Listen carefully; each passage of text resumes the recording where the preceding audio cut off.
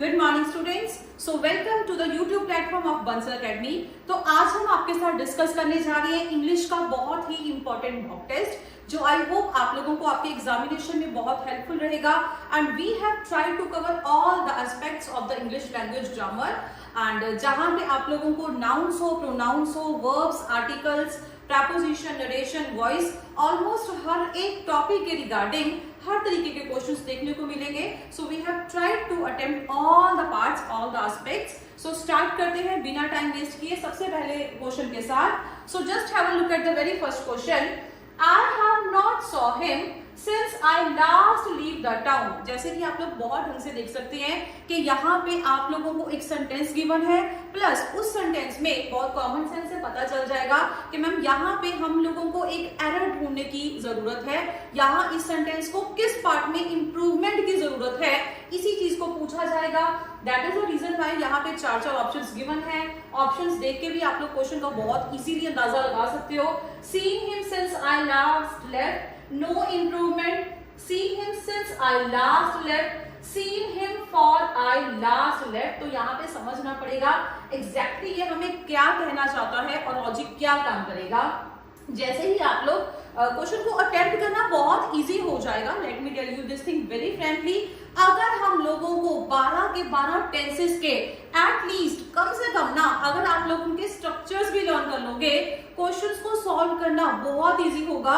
Reason, हम बहुत easily sentence को पहचान पाएंगे कि एग्जैक्टली ये किस टेंस के रिगार्डिंग बात करेगा, उस टेंस के रिगार्डिंग जहां पे उसकी यूजेज की बात है या जहां पे उसके इंपॉर्टेंट रूल्स रेगुलेशंस की बात है, तो वो मैं ऑलरेडी अपनी वीडियोस में आपके साथ डिस्कस कर चुकी हूँ कि अगर ये टेंस होगा इसकी रिक्विजिटी कहाँ कहाँ पे होनी चाहिए। नंबर 2 उसके साथ के सारे कीवर्ड्स भी हम लोग डिस्कस कर चुके हैं। तो जैसे ही आप लोगों ने इसके फर्स्ट पार्ट को देखा, दैट इज हैज हैव, कहीं ना कहीं अंदाजा लगना स्टार्ट हुआ कि यहाँ पे हैज हैव प्लस वर्ब की third form, I mean to say present perfect tense होना चाहिए था।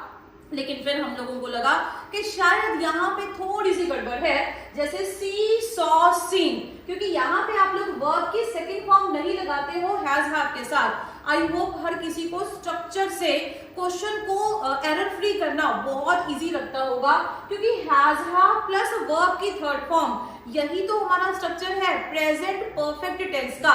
That is the reason why हम लोगों को साथ ही साथ समझ में आ जाएगा। ऑप्शंस को कट शॉर्ट करना बहुत इजी हो जाता है। सी, सॉ, सीन, मेरे को समझ में आया कि यहाँ पे जो भी ऑप्शन है वो स्टार्ट कहाँ से होनी चाहिए, सीन से स्टार्ट होनी चाहिए। That is the reason why मेरे को लगा बी ऑप्शन और सी ऑप्शन ये तो पॉसिबल ही नहीं है। चलिए बी ऑप्शन अभी मान भी लें, लेकिन ये कहता नो इम्प्रूवमेंट, जबकि यहाँ पे साफ साफ दिखाई दे रहा है कि इम्प्रूवमेंट की जरूरत तो है। रीजन, स्ट्रक्चर हम लोगों को ढंग से आता था। That is the reason why we were able to understand. अब हमारे पास खाली 2 ऑप्शंस हैं। अब नेक्स्ट वाला पार्ट पढ़ेंगे तो शायद हम लोगों को ए और डी दोनों में से सही आंसर ढूंढने में बहुत इजी हो जाएगी। Since I last leave the town, मैंने अपनी वीडियोस में भी बहुत बार आप लोगों के साथ डिस्कस की है ये बात कि सिंस और फॉर बहुत इंपॉर्टेंट प्रेपोजिशंस हैं, इवन कि इनका टेंसेस में भी बहुत ढंग से यूजेज किया जाता है। फॉर, आप लोग फिर से रिपीट कर रही हूँ, फॉर आप लोग हमेशा तब यूज करोगे जब आप लोगों को एक पर्टिकुलर ड्यूरेशन गिवन होगी, लाइक इतना टाइम स्लॉट गिवन है, for 2 years, for 5 years, particular time slot दे देंगे, लेकिन यस उसका स्टार्टिंग पॉइंट नहीं बताएंगे। मैंने बोला मैं 2 साल से पढ़ा रही हूँ, लेकिन मैंने स्टार्ट कब से किया था पढ़ाना ये नहीं बताया। अब मैंने बताया कि मैं 1986 से पढ़ा रही हूँ या मैं ऐसे तब से कोई ऐसा कंटिन्यूटी में काम कर रही हूँ। सो तब हम लोगों को लॉजिक समझ में आएगा जहां जहां आप लोग स्टार्टिंग पॉइंट ऑफ टाइम को रेफर करोगे, you are going to use the preposition since, और जहां पे नहीं करेंगे टोटल ड्यूरेशन को मेंशन करेंगे, वहां पे हम लोग फॉर का यूजेज करते हैं। और वैसे भी ये स्ट्रक्चर के अकॉर्डिंग भी सेट होना चाहिए। Since I last leave the town, चलिए सिंस तो सही है क्योंकि ये स्टार्टिंग पॉइंट बता रहा है, कहता जब से मैंने टाउन को छोड़ा।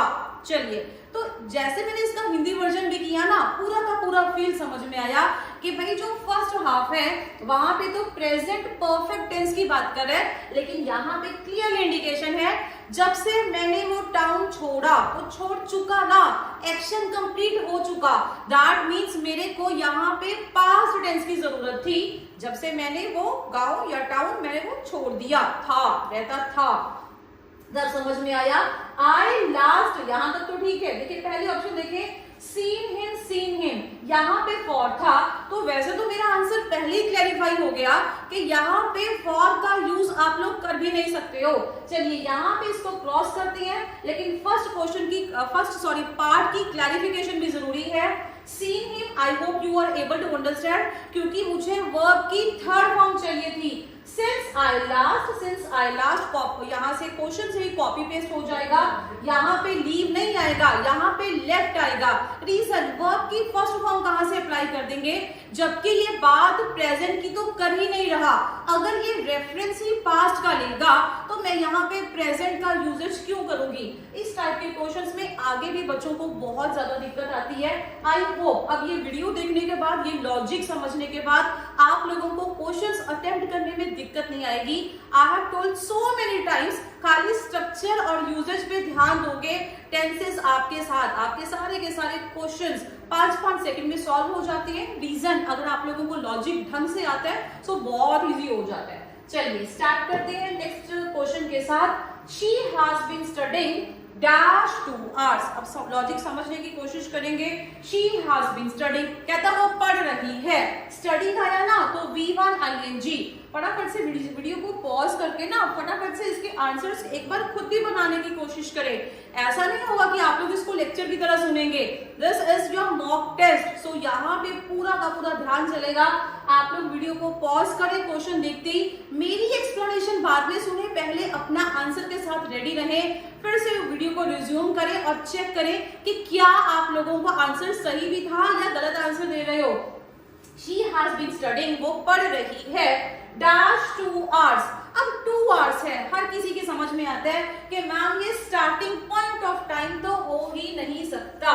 फ्रॉम 2 hours, 2 घंटे से पढ़ रही है, फॉर 2 hours। यहाँ पे जब हम थोड़ा सा लॉजिक लगाने की कोशिश करेंगे तब समझ में आ जाएगा कि ये प्रेजेंट परफेक्ट कंटिन्यूस की बात कर रहा है, और जहां भी प्रेजेंट परफेक्ट कंटिन्यूस था बताया था ज्यादा किसी का नहीं, या फॉर का या सिंस का यूज होता है। That is the reason why मेरे को टेंसेस और प्रेपोजिशन में तालमेल बिठाना आता था। इसी वजह से मेरे दिमाग में टिल या फ्रॉम ये दोनों ऑप्शंस आएंगे ही नहीं।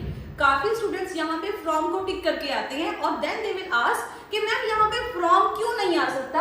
अरे भाई क्वेश्चन को थोड़ा सा ध्यान से पढ़ने की कोशिश करो। अगर टेंसेस के स्ट्रक्चर पे थोड़ा सा ध्यान दिया होता तो शायद आपके दिमाग में ये क्वेश्चन आना ही चाहिए था, क्योंकि यहाँ पे जब भी प्रेजेंट परफेक्ट कंटिन्यूस की बात होगी सिर्फ और सिर्फ 2 ही प्रेपोजिशन का यूज किया जाता है, that is for and since. Since तो मेरा नहीं हो सकता क्योंकि ये स्टार्टिंग पॉइंट ऑफ टाइम नहीं बता रहा। That is the reason why मेरे लिए 1 सेकंड नहीं लगेगा इस फॉर को टिक करने में कि that is your right answer. She has been studying for 2 hours। लिख लेंगे जी, फटाफट से आंसर को टिक कर देंगे। जल्दी से अपने आंसर्स को मैच करते जाएं एंड इन द लास्ट मेरे को कमेंट करके जरूर बताएंगे कि आप लोगों के जैसे कितने भी क्वेश्चंस जितने 20 क्वेश्चन इस एक वीडियो में सॉल्व हो रहे हैं, तो आप लोगों के 20 में से सही करेक्ट क्वेश्चंस कितने थे, ताकि हम लोगों को कॉन्फिडेंस भी लेवल भी थोड़ा सा डेवलप होना चाहिए कि अगर 20 क्वेश्चन थे I was able to solve at least 18-19 question जो मैंने बिल्कुल सही अटेम्प्ट किए। एक आधे क्वेश्चन के रिगार्डिंग हम आप लोगों को थोड़ा सा स्पेस दे सकते हैं कि चलिए एक आधे क्वेश्चन में गड़बड़ हो सकती है, लेकिन फिर भी ज्यादा क्वेश्चन गलत नहीं होने चाहिए। स्टार्ट करते हैं नेक्स्ट क्वेश्चन के साथ। Choose the correct 1 word for the following. बहुत इजी है और मैंने बताया भी था 1 word सब्स्टिट्यूशन हर बार एग्जाम्स में आएगा ही आएगा। 1 या 2 क्वेश्चन देखिए 20 मार्क्स का आप लोगों का ये पार्ट आएगा, सो वहां पे 1-1, 2-2 मार्क्स तकरीबन हर एक पार्ट्स ऑफ स्पीच को देके चलेंगे। तब भी क्लैरिफिकेशन है 1 मैक्सिमम 2 से ज्यादा क्वेश्चन नहीं आएंगे, लेकिन फिर भी अगर बहुत इजी लेवल के आते हैं तो बहुत ढंग से हम इसको सॉल्व कर सकते हैं। ये वैसे ही बहुत इजी क्वेश्चन था। An artificial water body made by man. एक ऐसी वाटर बॉडी जो किसी इंसान ने बनाई है, बिना मेरे कुछ समझाए भी आप लोग इस क्वेश्चन का इजीली आंसर कर सकते थे। देखिए ऐसा जरूर रहता है, अगर आपके एग्जामिनेशन में 20 क्वेश्चन होंगे तो इट्स नॉट लाइक दैट कि 20 के 20 का लेवल यहां तक रखेंगे। कुछ क्वेश्चंस तो भाई उन लोगों को भी इजी डालने ही पड़ेंगे। That is the reason why ये जो आप लोगों का मॉक टेस्ट है ना, ये मिक्सचर की तरह है। एग्जामिनेशन एग्जैक्टली ऐसा होता है, कुछ क्वेश्चंस हमें बहुत ही ज्यादा इजी लगते हैं, लाइक बिलो द बेल्ट बहुत इजी थे ma'am, we were able to do that question within seconds। Question को पढ़ने की जरूरत भी फील नहीं होती है, और कुछ क्वेश्चंस को करने में थोड़ा सा दिमाग जाता है, टेंसेस का, प्रेपोजिशन का, वर्ब्स का तालमेल बिठाना पड़ेगा, तभी उसको सॉल्व कर पाओगे। यहाँ पे तो मेरे को एक्सप्लेन करने की भी जरूरत नहीं है। ऐसी वाटर बॉडी जो किसी मैन ने बनाई है, डेफिनेटली वो स्विमिंग पूल के अलावा और कुछ हो ही नहीं सकता। क्या हम लोगों ने सी, रिवर, ओशन बनाए हैं? No, that all are the wrong options. तो swimming pool is your right answer. I hope ये वाला क्वेश्चन हर किसी का सही हुआ होगा। After that come to the next part, select the correct plural form of calf. ये चीजें भी आप लोगों के नाउन्स का ही पार्ट है। कुछ स्टूडेंट्स को लगता है कि मैम यहाँ पे कि ये कैसे हो पाएगा क्वेश्चन, मतलब ये हमारा सिंगुलर प्लूरल वाला क्वेश्चन आ जाता है। बच्चा इस पार्ट को भी आप लोग ऑलमोस्ट नाउन में ही कवर करके चलते हो। मैंने भी आप लोगों के साथ नाउन में ही जो टॉपिक मैंने वीडियोस आपके साथ डिस्कस की थी, वहां पे मैंने कितनी बार किसी का सिंगुलर किसी का प्लूरल बनाना बताया था। समन्स होता है, आफ्टर दैट समन्सेस होता है। बहुत सारे ऐसे इंपॉर्टेंट क्वेश्चंस हैं जो हम लोगों ने ऑलरेडी डिस्कस किए। जैसे हमेशा कैटल होगा, बाय चांस यहाँ पे तो उसने पूछ ही काफ लिया, तो वो कहता काफ का प्लूरल फॉर्म क्या होगा।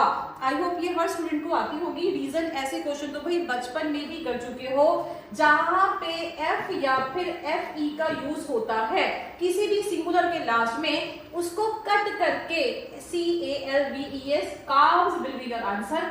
कार्स नहीं आएगा, नन नहीं आएगा, CALFS नहीं आएगा। ये भी बहुत इजी लेवल का क्वेश्चन है, बट यस यहाँ पे अगर बच्चे को किसी भी स्टूडेंट को ना क्लैरिटी हो तो ऐसे क्वेश्चन गलत होते टाइम में देनी लगती है। ध्यान रखेंगे, छोटा सा रूल है, क्लास 3rd 4th में भी डिस्कस कर चुके हो।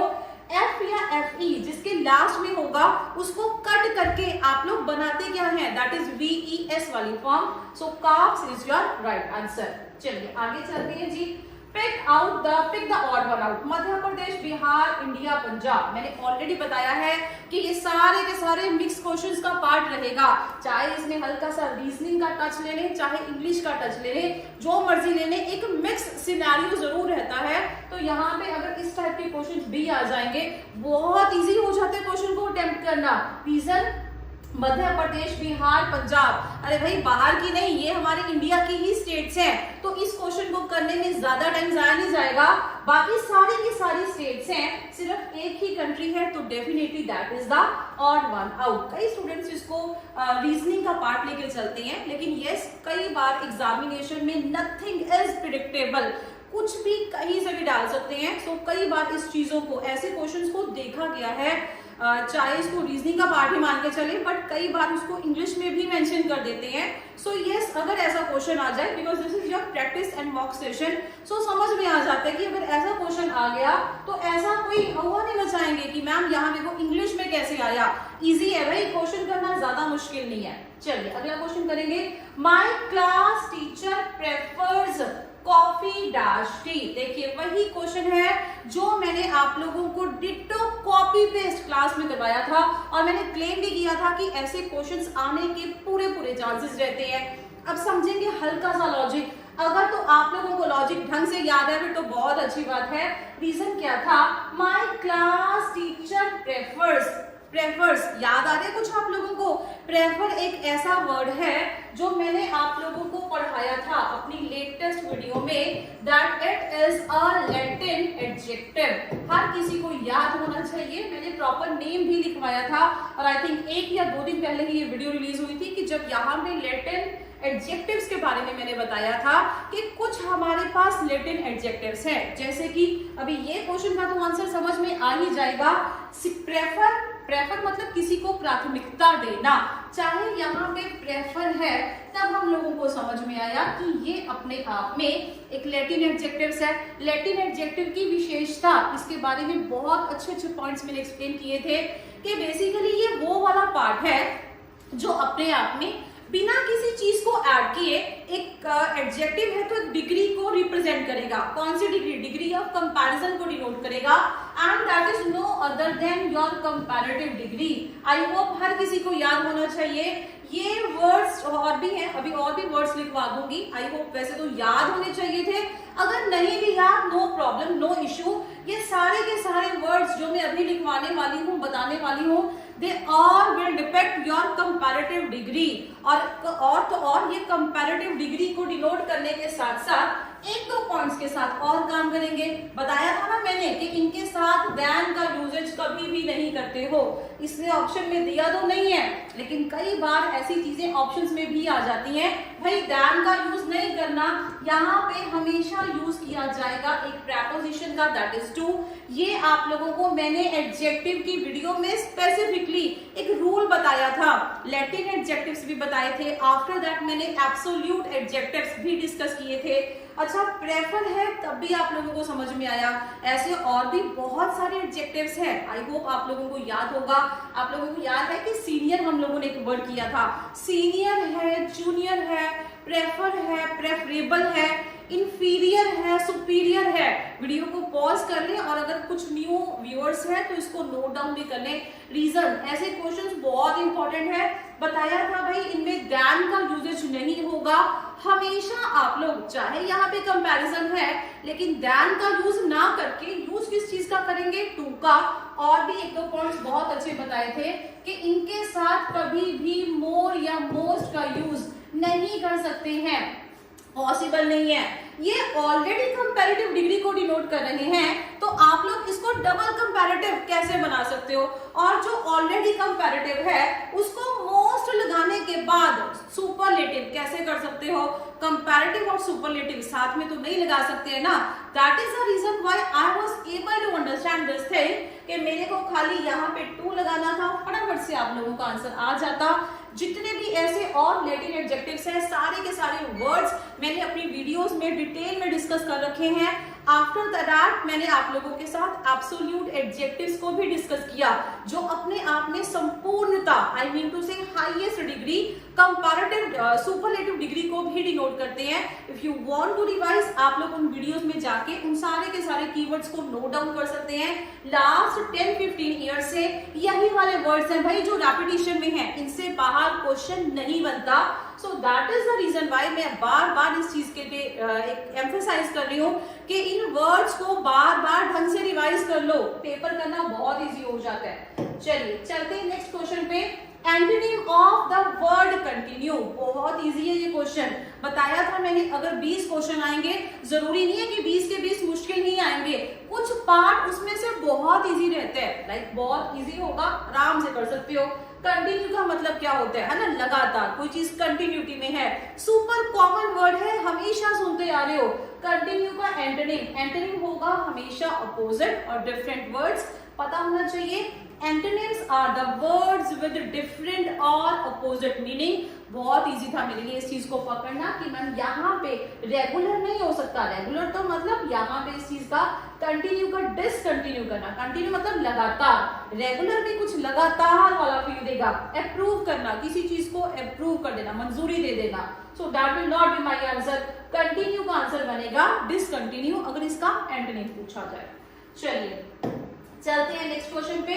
Which one of the following sentence is not correct? देखिए फिर से वही क्वेश्चन आया जो मैंने आप लोगों के साथ अपनी बहुत रिसेंट टेंसेस की वीडियो में डिस्कस किया था।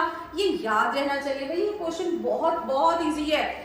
शायद हो सकता है कि कुछ स्टूडेंट्स को इस क्वेश्चन को पढ़ने में, सॉल्व करने में दिक्कत आए, लेकिन अभी मैं एक छोटा सा पॉइंट बताऊंगी तो उसको सुनते ही ना आप लोगों को याद आ जाएगा कि यस मैम ने ये पॉइंट बताया था और हम लोगों को क्लैरिफाई भी किया था। भाई इस पार्ट को ध्यान से रट लो, समझ में आ जाना चाहिए।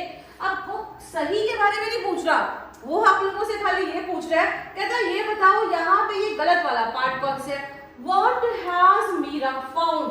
चलिए has लगाया, has have के साथ वर्ब की थर्ड फॉर्म, क्योंकि वर्ब की सेकंड फॉर्म नहीं आती, इतना तो समझ में आ जाता है। Ma'am has have plus verb की थर्ड फॉर्म, और कुछ नहीं है। अभी तो स्ट्रक्चर बताया था, प्रेजेंट परफेक्ट टेंस का स्ट्रक्चर है। After that, what did Meera find? And then, what did Meera found? What will Meera find? देखिए यहाँ पे आप लोगों का जो टेंस है वो क्लैरिफाई करना बहुत इजी था। अभी तो बताया कि वो अपने आप में प्रेजेंट परफेक्ट टेंस के अलावा और कुछ हो भी नहीं सकता। रादर उसको मैं बोल सकती हूँ उसका इंटेरोगेटिव वाला वर्जन है। चलिए ये समझ में आ जाता है। रीजन हैज पहले आ गया, आफ्टर दैट हमारा सब्जेक्ट आया, आफ्टर दैट हमारी वर्ब की थर्ड फॉर्म आई। नेक्स्ट देखेंगे व्हाट विल मीरा फाइंड। अगर इस पार्ट को चेक करो तो विल हमारे पास फ्यूचर के बारे में इंडिकेशन देगा कि व्हाट विल मीरा फाइंड। और एंड ऑब्वियसली एक बात है, जहां पे भी आप लोगों का विल शेल का यूजेज होगा, एक मोडाल वर्ब भी है, जहां जहां मोडाल वर्ब होगी वर्ब की फर्स्ट फॉर्म लगाई जाती है। और ये और क्या किया है, फर्स्ट फॉर्म ही तो लगाई है। पहले वाला सेंटेंस करेक्ट था तो मैंने उसको टिक कर दिया कि भाई तू तो गलत हो ही नहीं सकता। What will Meera find? फिर से सही लग रहा है। रीजन will shall अपने आप में एक मोडाल है, फ्यूचर के बारे में बता रहा है और इसके साथ वर्ब की फर्स्ट फॉर्म लगाई जाती है, तो ये भी सही है। सिंपल जो आप लोगों का प्रेजेंट सिंपल फ्यूचर टेंस है ना, उसी का इंटेरोगेटिव वाला वर्जन चेक करें, सेम यही स्ट्रक्चर आएगा। तब समझ में आया भाई तुम भी सही हो। ज्यादातर स्टूडेंट्स का आंसर क्या बन जाता है, कहते ma'am what did Meera find. कहते मैम ये गलत होना चाहिए। Reason what did Meera found, ये हमारी आंखों को सही लगता है। समझेंगे यहाँ पे ना इन दो पार्ट्स में बहुत कंफ्यूजन चलती है बच्चों को। मैंने अपने लेक्चर में भी बताया था डिड हमेशा किस चीज को प्रेडिक्ट करेगा, पास्ट को। दोनों सेंटेंसेस में यूजेज किस चीज की हो रही है, पास्ट की। और पास्ट की यूजेज के साथ साथ वो आप लोगों को बता क्या रहा है कि यहाँ पे फाइंड लगा दिया, दैट मीन्स वर्ब की फर्स्ट फॉर्म। यहाँ पे मैंने फाउंड लगा दिया, दैट मीन्स वर्ब की सेकंड फॉर्म। एक जनरल ह्यूमन नेचर है कि मैम जहां जहां पास्ट का रेफरेंस आया मेरे माइंड ने सिर्फ और सिर्फ इतनी बात पकड़नी चाहिए कि जहां पे यहाँ पे आप लोग पास्ट का रेफरेंस लेंगे वहां पे वर्ब की सेकंड फॉर्म ही आनी चाहिए। जबकि मैंने अपनी रिसेंट वीडियोस में भी आप लोगों के साथ डिस्कस किया था हमारा टेंस कौन सा है, दैट इज सिंपल पास्ट। अब सिंपल पास्ट का मैं एसर्टिव वाला, एसर्टिव क्या था, सीधे साधे जानकारी देने वाले सेंटेंस, उसके बारे में तो मैं बात ही नहीं कर रही हूँ। मैं बात किस चीज के बारे में कर रही हूँ, इंटेरोगेटिव वाले क्वेश्चन के बारे में। इंटेरोगेटिव का स्ट्रक्चर क्या था, अभी तो एक दो दिन ही हुए थे डिस्कस किए, याद होना चाहिए भाई। Did plus your subject plus verb की फर्स्ट फॉर्म, इस चीज को अंडरलाइन करने। रीजन क्या है, जहां जहां पास्ट देखती है ना, दिमाग में सबसे पहले एक बात स्ट्राइक होगी कि मैम यहाँ पे ना वर्ब की सेकंड फॉर्म लगेगी। एसर्टिव स्ट्रक्चर होता सीधा साधा जानकारी देने वाला क्वेश्चन, उसका स्ट्रक्चर क्या था, सब्जेक्ट प्लस वर्ब की सेकंड फॉर्म प्लस हमारा ऑब्जेक्ट। लेकिन जैसे ही ये सेंटेंस की कैटेगरी चेंज हुई वो एसर्टिव से किस कैटेगरी में फॉल हुआ था, इंटेरोगेटिव, नेगेटिव। दोनों ही स्ट्रक्चर आप लोगों के साथ डिस्कस किए थे। दोनों में यही था कि यहाँ पे वर्ब की सेकंड फॉर्म नहीं लगाई जाएगी, रादर वर्ब की फर्स्ट फॉर्म लगाई जाएगी।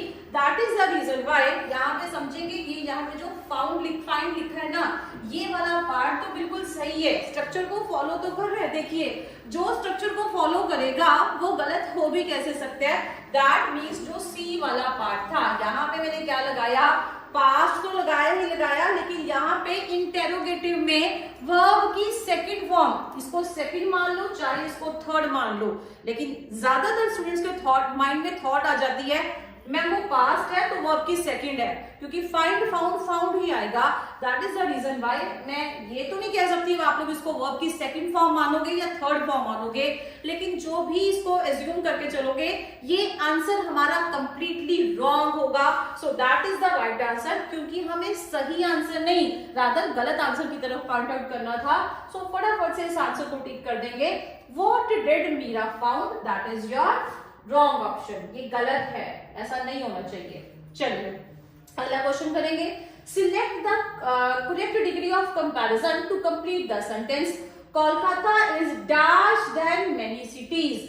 Kolkata is dash. अब ऑप्शंस की तरफ देखेंगे ना, खाली ऑप्शंस की तरफ देखते ही हम लोगों को समझ में आया कि मैम ये जो क्वेश्चन है ना, ये जो क्वेश्चन आप लोगों ने डाल दिया ये एडजेक्टिव में से है। रीजन आप लोगों के सामने तो है बिग, बिगर, बिगेस्ट, मोर, बिगर, तो समझ में आया कि मैम ये क्वेश्चन तो है एडजेक्टिव्स का। एडजेक्टिव्स का क्वेश्चन होने के साथ साथ बहुत सारी कंफ्यूजन्स आ जाती है हमारे माइंड में। देखिए सबसे पहली ऑप्शन को चेक करेंगे, that is your positive degree, जहां पे किसी भी तरीके का कोई भी कंपैरिजन किया ही नहीं जाता। Second is your comparative degree, जहां पे कंपैरिजन तो किया जाएगा लेकिन सिर्फ दो चीजों या दो पर्संस के बीच में। Third is your superlative degree, जहां पे कंपैरिजन किया जाएगा दो से ज्यादा में से। और लास्ट वाली ऑप्शन मोर, बिगर।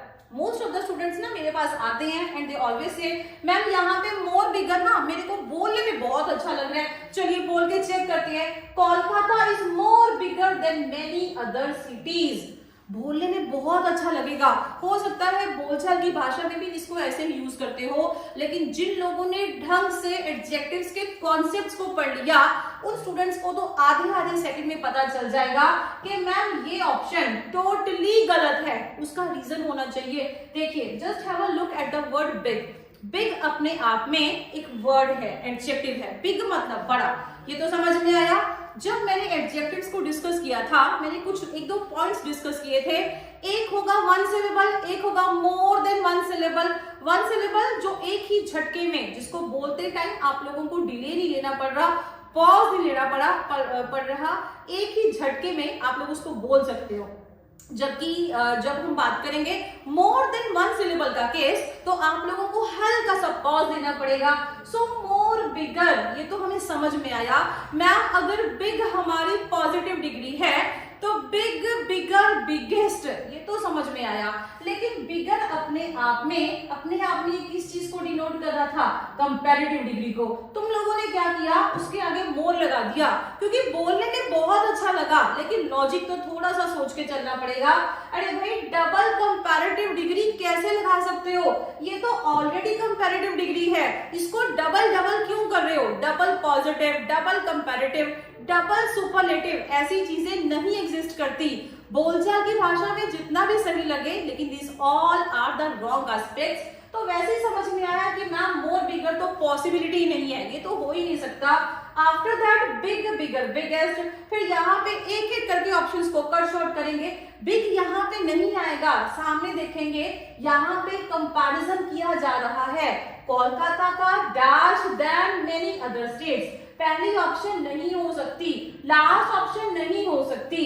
और जैसे ही मैंने एक वर्ड को देखा दैट इज देन, तब जो हमारा डाउट था बिगर और बिगेस्ट में, तो फटाफट से वो क्लैरिफाई हो जाएगा कि मैम देन को आप हमेशा यूज करते हो कंपैरेटिव डिग्री के केस में। So yes, bigger is the right answer and biggest is the wrong option. इसको गलत कर देंगे, bigger is the right answer.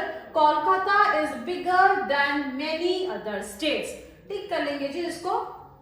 चलिए, क्योंकि अगर यहाँ पे सुपरलेटिव डिग्री का यूज करते ऑफ ऑल, ऐसा वाला फील मैंने बताया था ना, अपनी वीडियोस में भी बता रखे है, ऑफ ऑल है ना, it is the biggest of all, ये सबसे बड़ा है, ऐसा वाला फील आना चाहिए था, ऑफ ऑल वाला। जबकि वो यहाँ पे दूर दूर तक देखने को भी नहीं है। ध्यान जहां जहां आएगा कंपैरेटिव डिग्री को साथ ही लेके आएगा।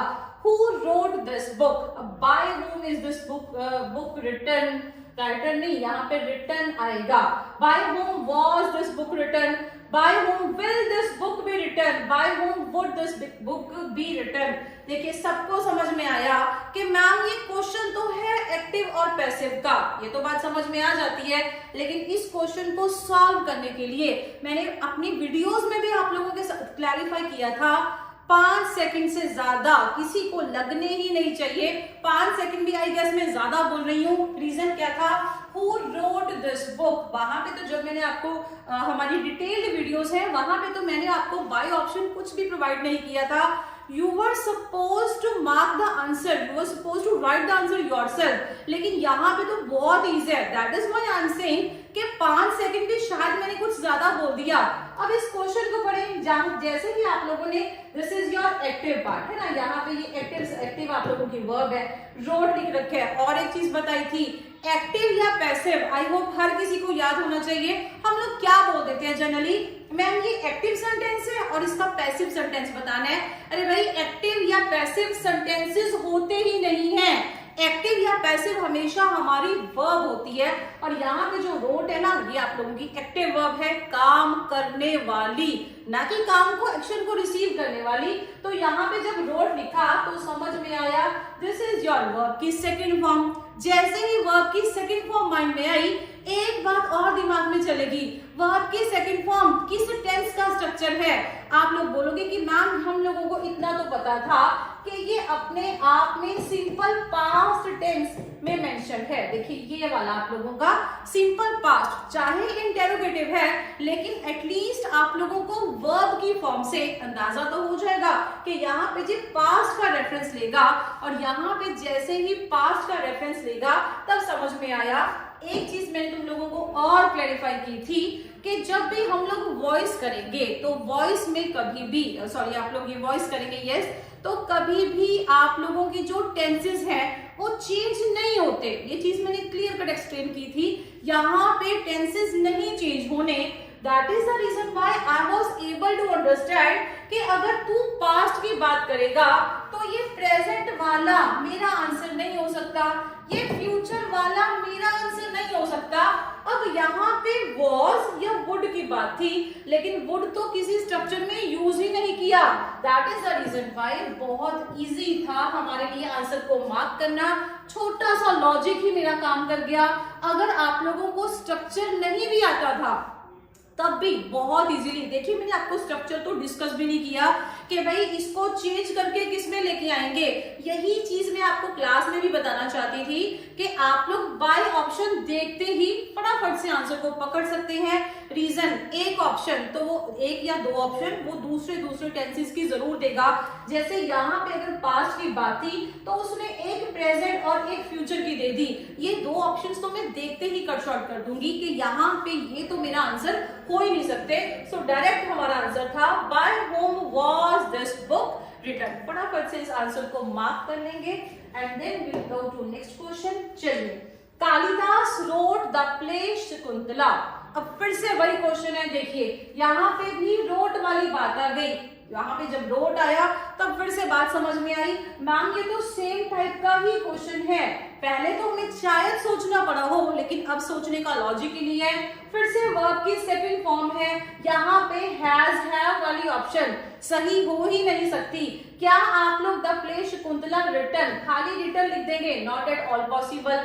फिर हमारे पास दो ऑप्शन बची जहां पे वॉज और वॉज का मेंशनिंग था कि मैम ये तो दोनों ही पास्ट में है, वॉज और वॉज में। अरे फिर भी थोड़ा सा लॉजिक लगाओ, स्ट्रक्चर नहीं भी आता था, फिर से बता रही हूँ नहीं भी आता था, तब भी आधे सेकंड में आप लोग आंसर को प्रिडिक्ट कर लोगे। यहाँ पे थोड़ा सा ध्यान से देखेंगे, रिटर्न, बीइंग रिटर्न, क्या बताया था मैंने? बीइंग वाली फॉर्म कब आएगी?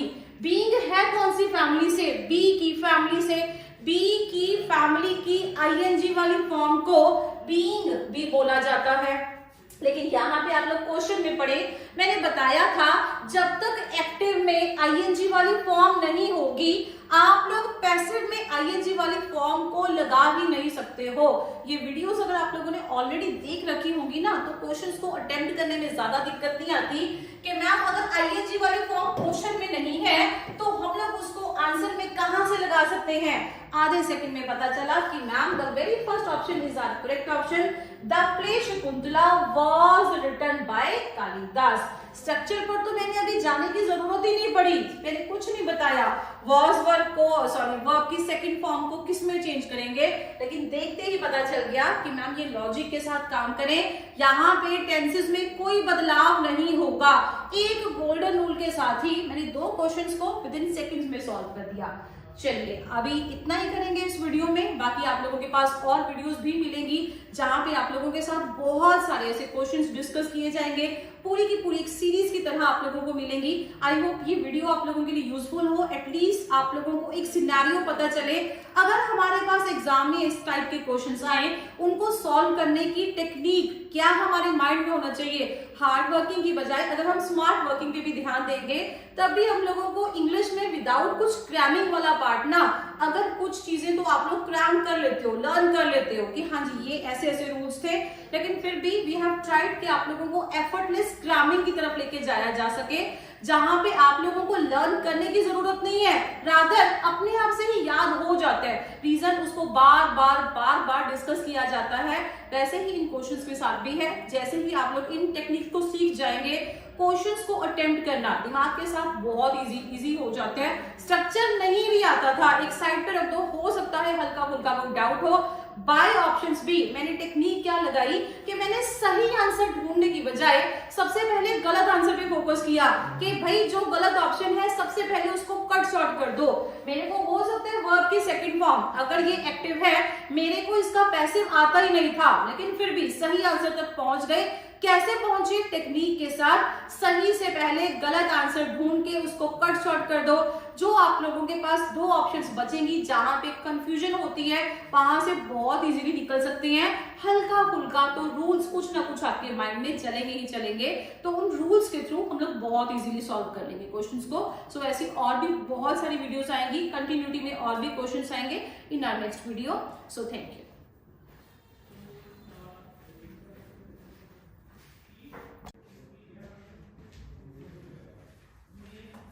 Yes, good morning students, so welcome back. तो हम लोग लास्ट टाइम डिस्कस कर रहे थे अपनी मॉक टेस्ट सीरीज में कुछ बहुत ही इंपॉर्टेंट क्वेश्चन, जो आई गेस आप लोगों को अपने फाइनल एग्जामिनेशन में बहुत हेल्पफुल रहेंगे। एक सिनेरियो क्लियर हो जाएगा कि किस टाइप के क्वेश्चंस को पूछा जाता है and how we are going to solve that questions. So start करेंगे उसी सीरीज में कुछ नए, कुछ नेक्स्ट क्वेश्चंस के साथ। रीजन प्रॉमिस किया था कि सारे के सारे पार्ट्स में से कुछ ना कुछ क्वेश्चंस को लेके आएंगे और पूरी की पूरी सीरीज आप लोगों को अवेलेबल होगी। सो स्टार्ट करते हैं नेक्स्ट क्वेश्चन के साथ। Raja is dash honest boy. देखिए क्वेश्चन को पढ़ेंगे।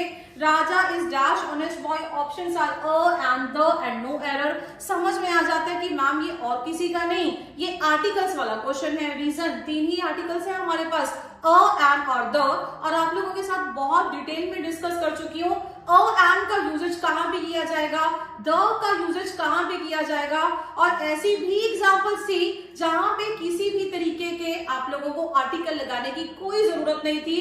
Pure case of no article, वो भी ऑलरेडी डिस्कस हो चुका था, तो क्वेश्चंस करने में बहुत ईज हो जाती है। लेकिन जब इस क्वेश्चन की तरफ देखेंगे, राजा इज डैश ऑनेस्ट बॉय, बताया था बॉय अपने आप में आ जाएगा noun, honest that is your adjective. ये आप लोग स्ट्रक्चर, ये फॉर्मेट, ये पोजीशन पहले भी डिस्कस कर चुके हो।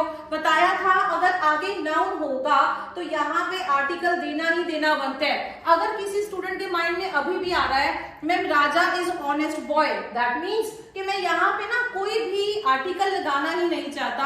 अरे भाई आर्टिकल तो लगाना ही पड़ेगा ना।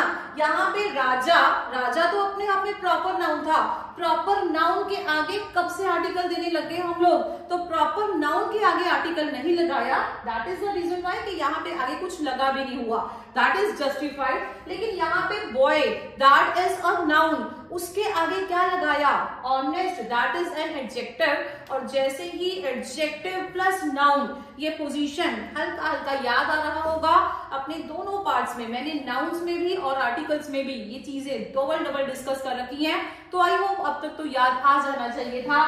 डैश ऑनेस्ट बॉय, इतना समझ में आया कि मैम यहाँ पे द तो नहीं आ सकता। रीजन जहां पे आप लोग इस तरीके से मेंशन करेंगे राजा इज द ऑनेस्ट बॉय, राजा वो वाला ऑनेस्ट लड़का है, ऐसा नहीं होता।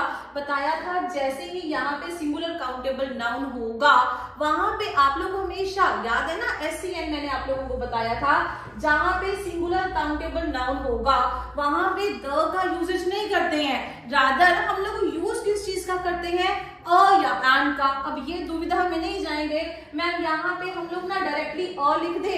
रीजन क्या था, कुछ स्टूडेंट्स को हो सकता है अभी भी कंफ्यूजन हो कि मैम एच लिख रखा है, कि हम लोगों को तो टीचर ने शुरू से बताया था AEIOU, कहते जहां पे ये वाले वाउल साउंड्स, कुछ स्टूडेंट्स इसको वॉवल बोलते हैं, it's not vowel, it's vowels. तो जहां पे ये वाली वाउल साउंड आएगी, कहते हैं वहां पे तो हम लोग एन लगाते, लेकिन यहाँ पे तो ऐसा कुछ था ही नहीं। ध्यान से समझना पड़ेगा। वाउल साउंड्स की तरफ जरूर देना है, खाली वाउल लेटर्स की तरफ नहीं ध्यान देंगे। लेटर तो यहाँ पे डेफिनेटली वाउल नहीं लिखा हुआ, लेकिन साउंड की तरफ ध्यान देंगे। कैसे प्रोनाउंस करते हैं हम इसको? That is not honest, that is honest. यहाँ पे एच साइलेंट रहता है, ओ की साउंड ऑनेस्ट। मैंने बताया था, आप लोगों को प्रॉपर एक्सप्लेन भी किया था। सबसे पहले आपके मुंह से निकलने वाली आवाज, if that is a vowel sound, definitely हम लोग यूज करेंगे एन का। अगर वो वाउल साउंड आएगी तो एन, ऑनेस्ट, ओ की साउंड आई, तब हमें समझ में आया कि यहाँ पे एन के अलावा और कोई आंसर बन भी नहीं सकता। Rahul is an honest boy. Mark कर लेंगे जी फटाफट से इस आंसर को। और वीडियो में जितने भी क्वेश्चंस हैं, सबसे पहले मैंने लास्ट वीडियो में भी डिस्कस किया था, वीडियो को पॉज करके खुद से सबसे पहले अपना आंसर बनाएंगे, सो दैट मेरे को पता चल सके आप लोग कितने, मतलब आप लोगों को ये जो क्वेश्चंस है कितने सही है कितने गलत है, हम लोगों को खुद ही अपना लेवल पता चल जाएगा। बहुत हेल्पफुल रहते हैं ऐसे questions. So he is dash orphan, तो डेफिनेटली अब सेम कॉन्सेप्ट पहले ही बता चुकी हूँ। He is dash orphan, orphan होगा अनाथ। यहाँ पे ये काम करेगा नाउन का, और जहां पे ये काम करेगा नाउन का आर्टिकल तो देना बनेगा। He is the orphan, ये पॉसिबल ही नहीं है। आर्टिकल ना दें ये भी पॉसिबल नहीं है। सिंगुलर काउंटेबल नाउन है हमारे पास, नाउन तो है, सिंगुलर काउंटेबल भी है, तो समझ में आया अ या एन में से ही आर्टिकल देना पड़ेगा। लेकिन इसकी प्रोनाउंसिएशन करके देखेंगे। मैंने ओ लेटर को देखना नहीं है, मैंने रादर इसकी साउंड पे ध्यान देना है। ऑफन, ऑफन है ना।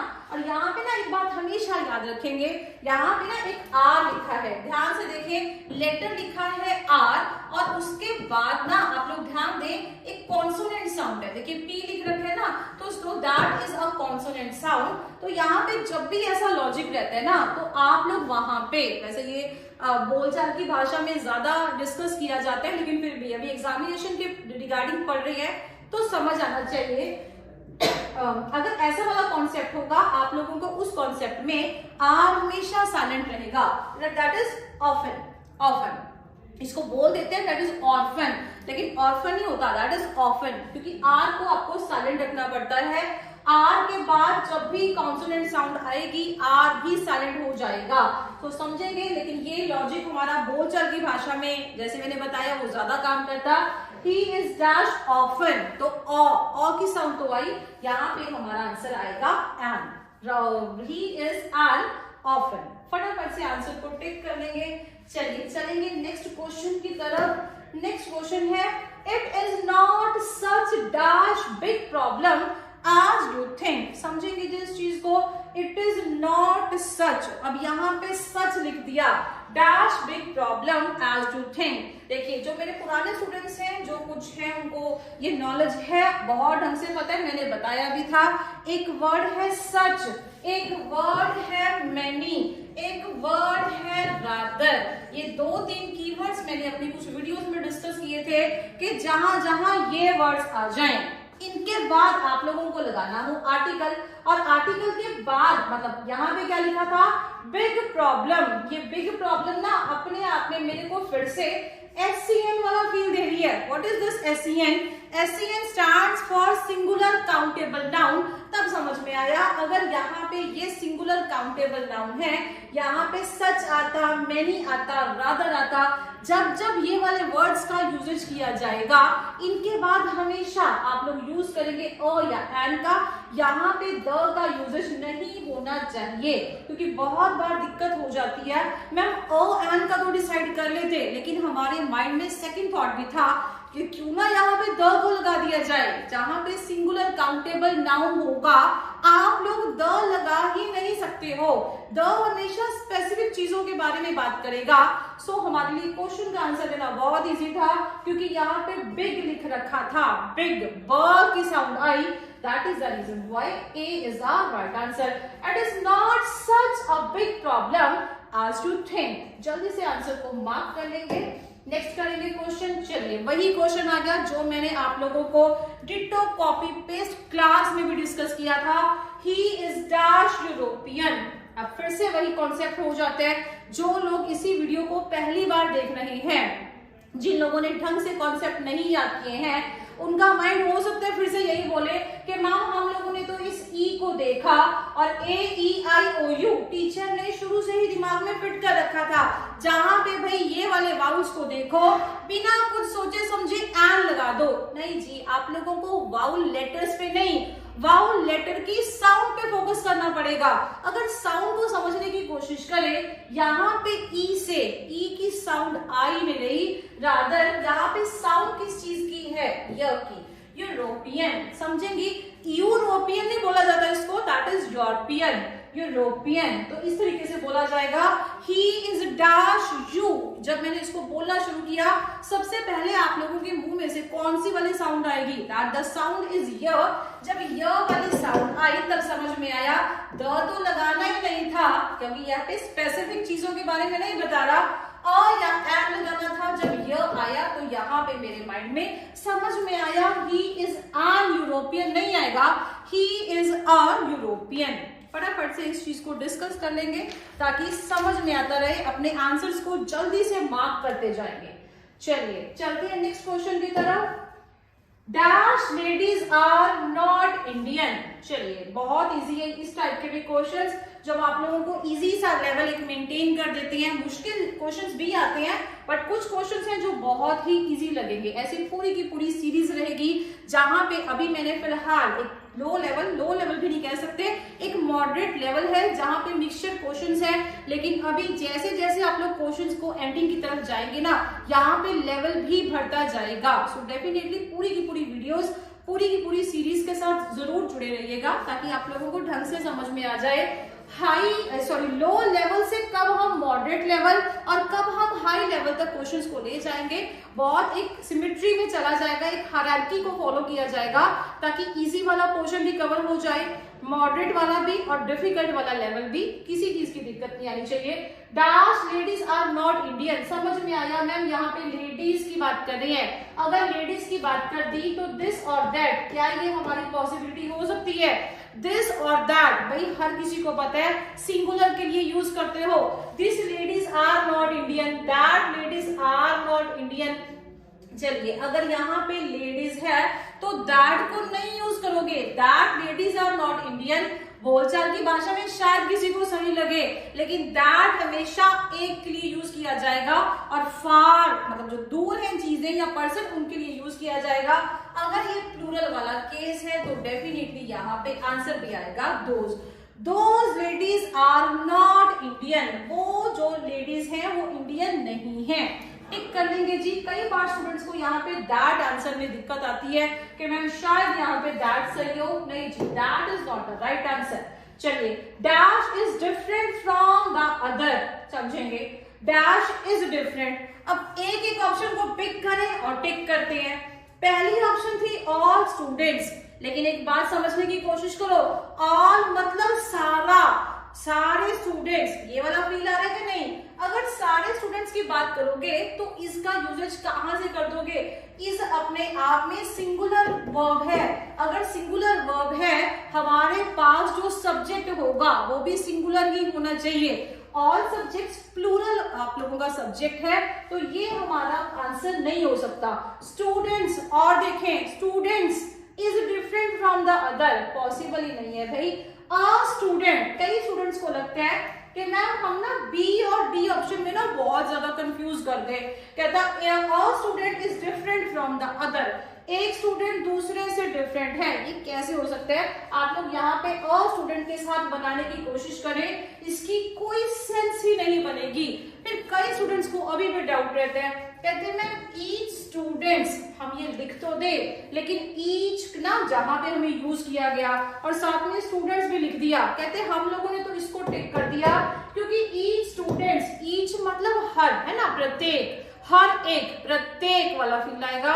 और ये जो पार्ट है ना, ये भी हम लोग ऑलरेडी डिस्कस कर चुके हैं, बताया था ये सारे के सारे प्रोनाउंस का काम करते हैं। प्रोनाउंस में इस कैटेगरी को डिस्कस किया था तो वहां पे भी बताया था ये हमेशा एक डिस्ट्रीब्यूटेड, समझ में आ रही है बात? ये जो ईच वाली कैटेगरी है ना, ये हमारी डिस्ट्रीब्यूटेड, क्योंकि कुछ स्टूडेंट्स को दिक्कत क्या आती है, कहते हैं मैम हम ना अभी तक पार्ट्स ऑफ स्पीच को पहचानने के काबिल नहीं हो रही है। समझना पड़ेगा भाई, डिस्ट्रीब्यूटिव मतलब कुछ बांटना, जो ईच है ना वो अपने आप में बांटने का काम करता है, लेकिन इक्वल बांटा, सबको बांटा।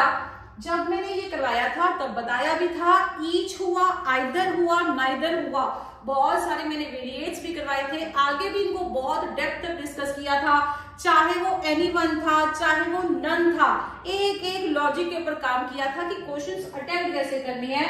अगर ऐसा वाला पार्ट रहेगा ईच स्टूडेंट्स के साथ हमेशा इज आता है, हमें अंदर से हमेशा ये फील आती है कि मैम ईच लगा रहे हो, ईच मतलब हर एक, लेकिन ये जितने भी हमारे डिस्ट्रीब्यूटिव प्रोनाउंस हैं, चाहे वो ईच है चाहे वो आइदर है चाहे वो नाइदर है, साफ साफ क्लियर कट बताया था, तीनों के साथ आप लोग यूज करेंगे सिंगुलर वर्ब का। That is the reason why यहाँ पे हमारा आंसर होना चाहिए each student is different from the other. Tick कर लेंगे इस क्वेश्चन को ताकि लॉजिक समझ में आ जाए। चलिए जी चलते हैं नेक्स्ट क्वेश्चन की तरफ। और 18th question, which will you have dash, है ना, और डैश में इसने दो चार ऑप्शंस दे रखी हैं। विच विल यू हैव, तुम क्या लोगे, इट और दिस, दैट और देम, दीज और दोस, दिस और दीज। अब छोटा सा लॉजिक लगाएंगे, दिमाग लगाएंगे, वैसे ही हमें क्वेश्चन सॉल्व हो जाता है कि मैम इट और दिस कभी नहीं सुना, दिस और दैट, है ना, ये सुना होता दिस और दैट, तब तो समझ में आया। दैट मीन्स ये ऑप्शन नहीं हो सकती है, दैट और देम ऐसा भी कभी नहीं होता, दिस और दीज नहीं भाई, या तो दिस और दैट होगा या फिर दीज और दोज होगा। इसी तरीके से हमें समझ में आया दीज और दोज, क्योंकि और भी जब आप लोग लगा रहे हो ना, और बेसिकली यहाँ पे आइदर वाली फॉर्म में काम करेगा कि या तो ये या तो वो, तो वहां पे समझ में आएगा which will you have, these और दोज, इट और देम, दिस और दीज। ये कोई लॉजिक ही नहीं बनेगा, कुछ सिंगुलर कुछ प्लूरल, दोनों तरफ अगर और लगा रहे हो ना तो दोनों तरफ प्लूरल वाला वर्जन होना चाहिए। दिस और दैट लगाते तो शायद सही हो जाता, दीज और दोज लगा दिया तब भी सही है, लेकिन दोनों तरफ सिंगुलर हो या फिर दोनों तरफ प्लूरल वाला वर्जन होना चाहिए। चलिए चलेंगे नेक्स्ट क्वेश्चन की तरफ। Dash pen is mightier than the sword. बहुत ढंग से इस क्वेश्चन को सॉल्व करें, बहुत इजी हो जाता है क्वेश्चंस को सॉल्व करना अगर दिमाग साथ में हमारा काम करे और लॉजिक पता चलते रहे। Dash pen is mightier than the sword, अब this pen is mightier than the sword, ये भी सही लगेगा। That pen is mightier than the sword, ये भी कहीं ना कहीं समझ में आना शुरू हो जाएगा। रीजन, हम लोग इंग्लिश के क्वेश्चन सॉल्व कैसे करते हैं, बोलचाल की भाषा के अकॉर्डिंग। मैम मैंने तो दिस बोल के देखा, मेरे को तो कोई गलत नहीं लगा, ये सेंटेंस सही भी हो सकता है। कहते मैंने दैट बोल के देखा तब भी मेरे को बहुत अच्छा लगा। थोड़ा सा लॉजिक लगाने की कोशिश करेंगे, आंसर आप लोगों के सामने वैसे समझ में आ जाएगा। एक वर्ड लिखा हुआ था यहाँ पे माइटियर, जैसे ही माइटियर को देखा, कुछ ज्यादा तो नहीं लेकिन इतना जरूर समझ में आया कि मैम यहाँ पे ना कंपैरिजन तो हो रहा है। देखिए क्वेश्चन को ध्यान से पढ़े, पेन, कलम और स्वॉर्ड, तलवार, कलम और तलवार का कंपैरिजन हुआ और समझ में आया मैं माइटियर की बात कर रहे हैं ना, तो सही है, कंपैरेटिव डिग्री तो है, दो का कंपैरिजन हो रहा है। और लास्ट में ईआर लगा दिया तब हमें और श्योरिटी हुई कि बिल्कुल ये हमारा यहाँ पे कंपैरेटिव डिग्री की ही बात करेगा। और अगर इस तरीके का कंपैरिजन है, जब दो चीजों का आप लोग कंपैरिजन कर रहे हो, कंपैरिजन के इस तरफ देखें, अगर यहाँ पे द स्वॉर्ड लिख रखा था तो अनडाउटेडली बिना कुछ सोचे समझे आराम से हम लोग अपना आंसर द को टिक कर सकते थे। रीजन, अगर कंपैरिजन के इस तरफ एक चीज है जहां पे द लगा दिया तो कंपैरिजन के उस तरफ भी सेम ही चीज होनी चाहिए जहां पे हम लोग द का यूजेज करेंगे। कंपैरिजन हमेशा बराबर वालों के बीच में होता है, बहुत बार बताया था, बस इसी छोटी सी थ्योरी पे काम कर लेंगे तब भी बहुत इजीली आंसर आ जाता है।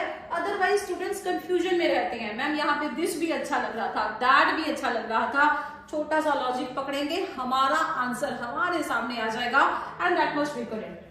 चलिए अगला क्वेश्चन देखेंगे, dash green tree is that's. अब ग्रीन टी की बात कर रहे हैं, अगर ग्रीन ट्री की बात करेगा यहाँ पे दीज तो पॉसिबल ही नहीं है, क्योंकि हरा पेड़ है ना, वो एक की बात कर रहे हैं। अगर ग्रीन टी है तो समझ में आया ये तो सिंगुलर काउंटेबल नाउन है, मतलब सिंगुलर होना चाहिए।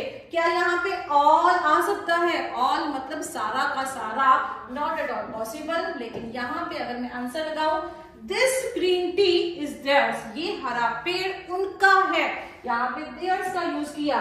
कई स्टूडेंट्स को देयर्स का लॉजिक समझ में नहीं आता, लेकिन समझ ले भाई ये अपने आप में और कुछ नहीं है। स्टूडेंट्स जो पुराने हैं उन लोगों को तो पता होना चाहिए कि देयर्स अपने आप में पोजेसिव प्रोनाउन का ही काम करेगा। याद है ना आप लोगों को, दे की फैमिली, दे अपने आप में क्या है? Third person plural case. Third person plural का एक ही वर्ड था दे। दे अपने आप में सब्जेक्ट है, देम उसी का ऑब्जेक्ट है, आफ्टर दैट देयर उनका पोजेसिव एडजेक्टिव है, और देयर्स उन्हीं का पोजेसिव प्रोनाउन है। तो this green tree is theirs, ये हरा पेड़ उनका है, उनके बारे में हक के साथ बताया जाएगा। चलिए चलेंगे नेक्स्ट क्वेश्चन की तरफ। Dash ladies are not Indians. I think ये क्वेश्चन हम लोग ऑलरेडी कर चुके हैं। यहाँ पे लेडीज है तो दिस या दैट आने का लॉजिक ही नहीं आएगा। Those ladies are not Indians, क्योंकि वहां पे अगर प्लूरल है यहाँ पे भी प्लूरल ही चाहिए। क्वेश्चन रिपीट था जी। चलिए नेक्स्ट करेंगे question. Mister Ghosh dash yesterday about the sample materials you wanted। अब देखिए इस क्वेश्चन को ध्यान से पढ़े। जिन स्टूडेंट्स को थोड़ा सा लॉजिक आता है ना, वो बहुत इजीली, जिन लोगों ने टेंसेस को ढंग से कर लिया, सिर्फ 2-2, 3-3 सेकंड में आप लोग क्वेश्चन का आंसर दे सकते हो। मिस्टर घोष डैश yesterday, जैसे ही कुछ ज्यादा सोचने की जरूरत नहीं थी। कईयों को कॉल्ड, हैज कॉल्ड, कहते हैं mister Ghosh has called yesterday about the sample materials you wanted। उन्होंने कल कॉल किया था, किसके बारे में? वही सैंपल मटेरियल जो तुम्हें चाहिए था। तो कॉल तो कर चुकी है ना, और ज्यादा नहीं तो एक कीवर्ड था जो मैंने आप लोगों को सिंपल पास्ट टेंस में स्पेसिफिकली लिखवाया था कि जहां पे भी आप लोगों का yesterday आ जाएगा, यहाँ पे हम लोगों को डायरेक्टली समझ में आ जाता है कि यहाँ पे आप लोगों का सिंपल पास्ट टेंस की यूजेज की जाएगी, तब हम लोगों को समझ में आएगा। मिस्टर घोष डैश yesterday, यहाँ पे आप लोगों की कॉल्ड के अलावा और कोई ऑप्शन सेट बैठेगी नहीं। रीजन, yesterday हमेशा बात करेगा सिंपल पास्ट टेंस के बारे में। कईयों को was calling, calling थोड़ी आएगा। Mister Ghosh was calling yesterday, क्या वो अभी तक कॉल करते ही जा रहे हैं? ये तो स्ट्रक्चर ही नहीं था, ये इनफैक्ट ये स्ट्रक्चर था पास्ट कंटिन्यूअस टेंस का। लेकिन yesterday कीवर्ड देखते ही ना, क्योंकि कई बार कंफ्यूजन हो जाती है, लेकिन जैसे ही छोटे छोटे कीवर्ड्स पे काम कर लिया तब कंफ्यूजन का कोई इश्यू नहीं है। yesterday एक कीवर्ड है जो बीते हुए कल के बारे में और काम के पूरे होने के बारे में बहुत हद तक हमें इंडिकेशन दे देगा। तो अगर yesterday की बात कर दी, हमारे पास सिंपल पास्ट टेंस के अलावा किसी और ऑप्शन को देखना बनता ही नहीं था। सिंपल आप लोग यहाँ पे कॉल्ड लगा देंगे and that is your right answer. I hope आप सबके आंसर सही जा रहे होंगे। चलिए next question. Okay, I think that is the repeated one. आगे समझेंगे। व्हाइल आई वाज, समझेंगे इस क्वेश्चन को। ये तकरीबन तुम्हारे क्वेश्चन टेंसेस वाला बहुत सारा क्वेश्चन कवर कर रहे हैं। ऑलमोस्ट 12 टेंस हम लोगों ने बहुत अच्छे से ढंग से कर लिए थे, और उन्हीं के बीच में से क्वेश्चन बनेंगे। लेकिन अगर लॉजिक आता है ना, आधे सेकंड में आंसर आ जाएगा। While I was explaining how the pump worked, suddenly the electricity dash cut off। तो समझेंगे, ज्यादा डिटेल में जाने की जरूरत ही नहीं है। रीजन, मैंने फिर से कीवर्ड्स पे काम किया और एक छोटा सा लॉजिक हमारे माइंड में आया। और लॉजिक क्या कहता था? कहता यहाँ पे ना while लिख रखा है, और while कुछ देखा दिखाया सुनाया वर्ड नहीं लगेगा। while को मैंने यूज किया था कहाँ पे? जो टेंस आप लोगों ने बहुत रिसेंटली किया, पास्ट कंटिन्यूअस टेंस बताया था। पास्ट कंटिन्यूअस टेंस का स्ट्रक्चर क्या था? दैट was वर, लिख लेंगे जी, was were plus V1 ing। जिन लोगों को समझ में आया और मैंने स्पेसिफिकली इस पास्ट कंटिन्यूस टेंस में ये पॉइंट आप लोगों के साथ डिस्कस किया था कि व्हाइल को कहां पे यूज किया जाएगा, parallel actions in past. I hope हर किसी को याद आ रहा होगा, ऐसे काम जो पास्ट में कंटिन्यूटी में चल रहे थे लेकिन पैरेलल थे। पैरेलल मतलब अगर एक काम चल रहा है तो पैरेलल ही, I guess you are able to understand, दूसरा काम भी चल रहा है। तो that is the reason why मैंने आप लोगों को बताया भी था, अगर यहाँ पे फर्स्ट वाले हाफ में आप लोग was verb plus V1 ING का यूज करेंगे तो वहीं पे वो दूसरा काम जो सडनली मतलब अचानक, कहता ये while I was explaining how the pump work, कहता मैं एक्सप्लेन कर रहा था, जब मैं एक्सप्लेन कर रहा था कि पंप कैसे काम करता है, suddenly the electricity dashed of, मतलब उसी टाइम बिजली चली गई। जब मैं वो एक्सप्लेन कर रहा था तभी बिजली चली गई। क्या दोनों काम के बीच में कोई टाइम गैप होगा? नहीं होगा। रीजन वाई बताता तो है, दोनों काम पैरेलल ही चलेंगे। और अगर पहले वाले सेंटेंस में आप लोग was verb plus V1 ING का यूज करेंगे तो दूसरे में उस चीज को सोचने की जरूरत ही नहीं है कि मैम हम यहाँ पे had been, have been. Reason ये हैड बीन, हैव बीन बोलचाल की भाषा में बहुत यूज किया जाता है तो बोलने में सही बहुत लगेगा। Suddenly the electricity had been cut off, have been cut off. अरे भाई ऐसा लॉजिक लगाने की जरूरत ही नहीं है। अगर यहाँ पे वॉज वर्ड था, यहाँ पे भी वॉज ही आना चाहिए। लिख लेंगे जी, अगर वहां पे पास्ट का रेफरेंस था तो यहाँ पे भी पास्ट का ही रेफरेंस होगा। सिर्फ पास्ट का रेफरेंस पकड़ के चलेंगे तब भी समझ में आ जाएगा that the electricity, suddenly the electricity was cut off। लिख लेंगे जो इस चीज को मार्क कर लेंगे। After that come to our next question, she is dash the soup to see if it needs more salt। कहता वो क्या कर रही है, सूप को टेस्ट करना चाहती है। she is being tasting, she is tasting, she is being tasting, she is tasted। tasted तो नहीं आ सकता लेकिन हाँ यहाँ पे एक बात है, जब भी ऐसी कोई चीज कंटिन्यूटी में होगी तो वहां पे हम लोग यूज करेंगे टेस्टिंग का। She is tasting the soup, कहता वो कर रही है। If it needs more salt, अगर इट के साथ यहाँ पे नीड लगा दिया ना तो मेरे को समझ में आया कि यहाँ पे आप लोगों की V1 प्लस S या ES, मतलब यहाँ पे सेंटेंस में रेफरेंस किस चीज का लिया गया, प्रेजेंट टेंस का। और जहां पे प्रेजेंट टेंस की बात थी ये बीन टेस्टिंग टेस्टेड नहीं लगाएंगे, रादर उसी की बेसिक वाले की ही वर्ब की फर्स्ट फॉर्म ING लगा देंगे। So she is tasting the soup to see if it needs more salt. बहुत को टेस्ट करिए सूप को ताकि उसमें और ज्यादा नमक की जरूरत है या नहीं है, वो टेस्ट कर रही है, टेस्टिंग लिख लेंगे। चलिए आएंगे अगले क्वेश्चन की तरफ। A letter, poem, etc. whose author is unknown। मैंने बताया था आप लोगों को वन वर्ड फॉर मेनी या वन वर्ड फॉर सब्स्टिट्यूशन के लिए बहुत मेहनत करनी पड़ती है। यहाँ पे ये चीजें समझ में आनी, क्लैरिफाइंग होनी बहुत जरूरी है। क्वेश्चन पढ़ेंगे, a letter or poem, एक लेटर या पोएम ऐसा था whose author is unknown, कोई ऐसा लेटर या पोएम लिख दी जिसके ऑथर के बारे में, मतलब जिसके लिखने वाले के बारे में मेरे को पता ही नहीं है। अब ऑप्शंस देखेंगे और फटाफट से हमारे पास आंसर्स आने शुरू हो जाएंगे। ऑप्शंस है इररिपेयरेबल, इररिपेयरेबल मतलब जिसकी रिपेयर ही नहीं की जा सकती। क्या वो मेरा आंसर हो सकता है? पॉसिबल नहीं है। जर्मिनेशन, आई होप SST और साइंस की टेक्स्ट बुक्स में बचपन में हर किसी ने सीड जर्मिनेशन वाला चैप्टर है ना, जर्मिनेशन किसी चीज का उगना, जैसे बोलते हैं ना वो अंकुरित, जैसा ऐसा अंकुरित होना।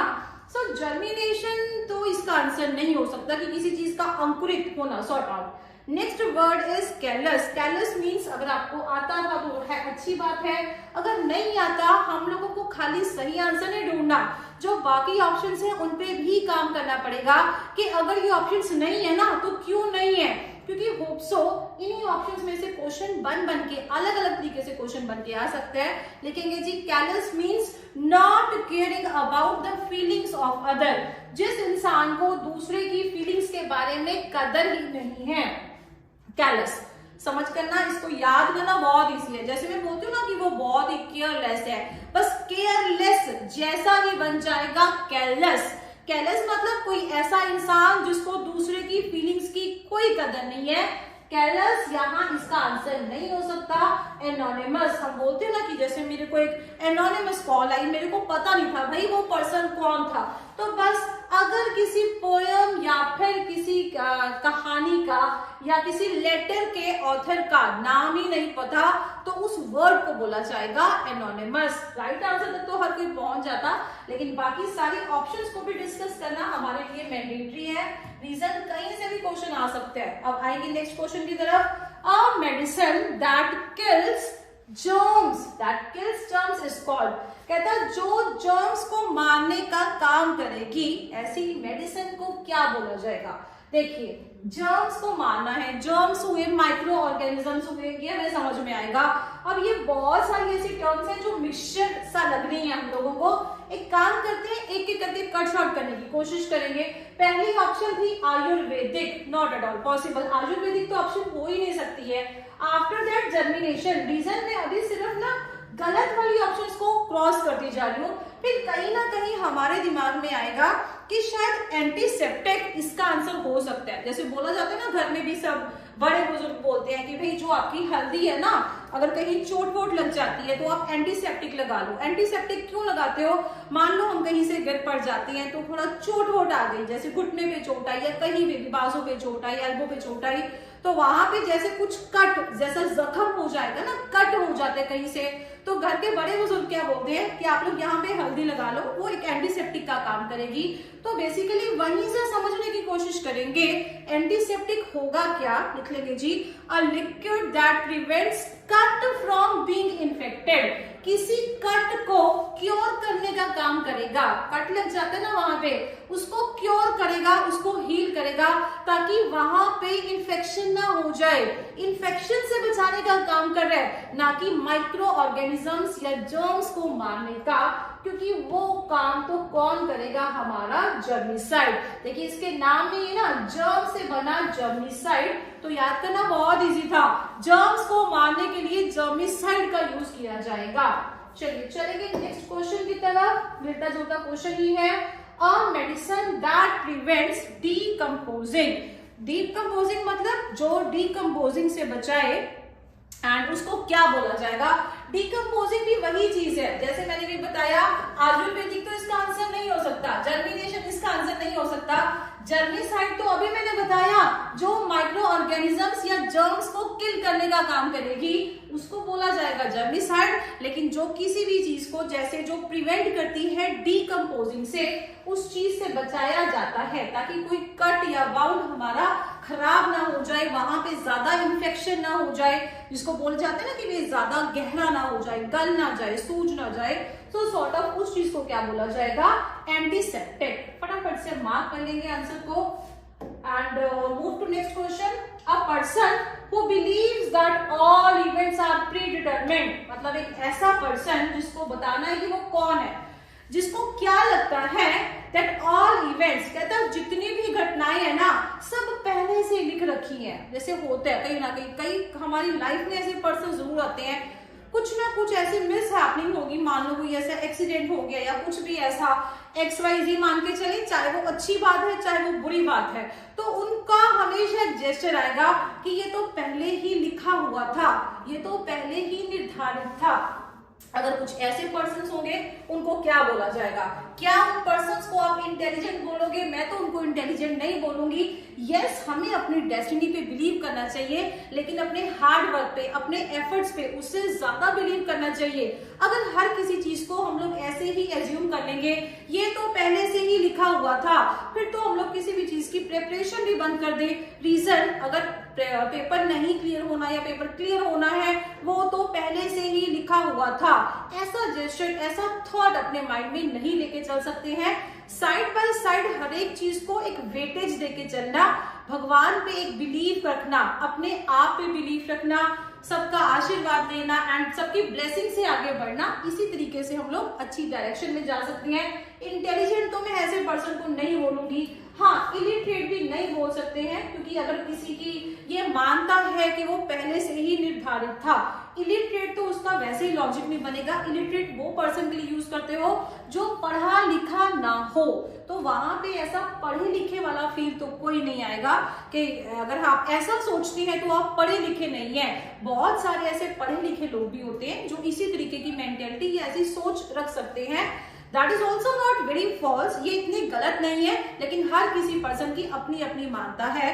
आफ्टर दैट एक वर्ड है एमेच्योर एंड फेटलिस्ट। अब एमेच्योर का मीनिंग लिख ले, बहुत इंपॉर्टेंट वर्ड है जो एग्जामिनेशन में आपको आना चाहिए। शौकिया तौर पे होने वाला, जब किसी, जैसे मैं बोलती हूँ, कोई गेम खेल रहे हैं, कोई स्पोर्ट्स में पार्टिसिपेट कर रहे हैं, वहां पे हम पैसे के लिए नहीं, मतलब या पढ़ाना कोई ऐसा काम कर रहे हैं, लेकिन वो हम ना अपने शौक को पूरा करने के लिए कर रहे हैं, ना कि किसी हेल्पलेसनेस में कि बहुत नीडी हैं या कुछ भी ऐसा है। नीड के लिए नहीं, हेल्प के लिए नहीं, रादर अपने ही शौक को पूरा करने के लिए जो काम किया जाएगा, दैट इज योर एमेच्योर। लिख लें, शौकिया तौर पर होने वाला।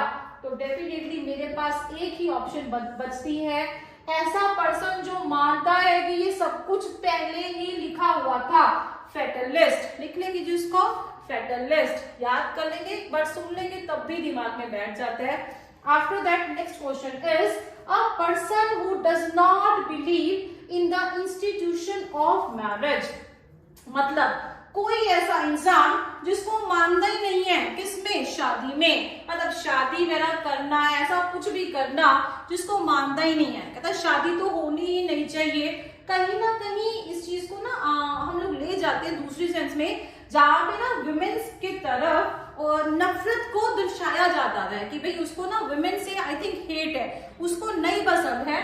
तो फिर भी समझने की कोशिश करेंगे कि ऐसी एग्जाम्पल क्या रहेगी और क्या इसका लॉजिक रहेगा। इसमें एक दो ऑप्शंस के स्पेलिंग्स आई गेस गलत हैं, तो उसको करेक्ट करने की कोशिश करेंगे। अ person who does not believe in the institution of the marriage, फटाफट से लिख लेंगे जी, मिसोगैमिस्ट। लिख लेंगे misogamist, that is the right answer.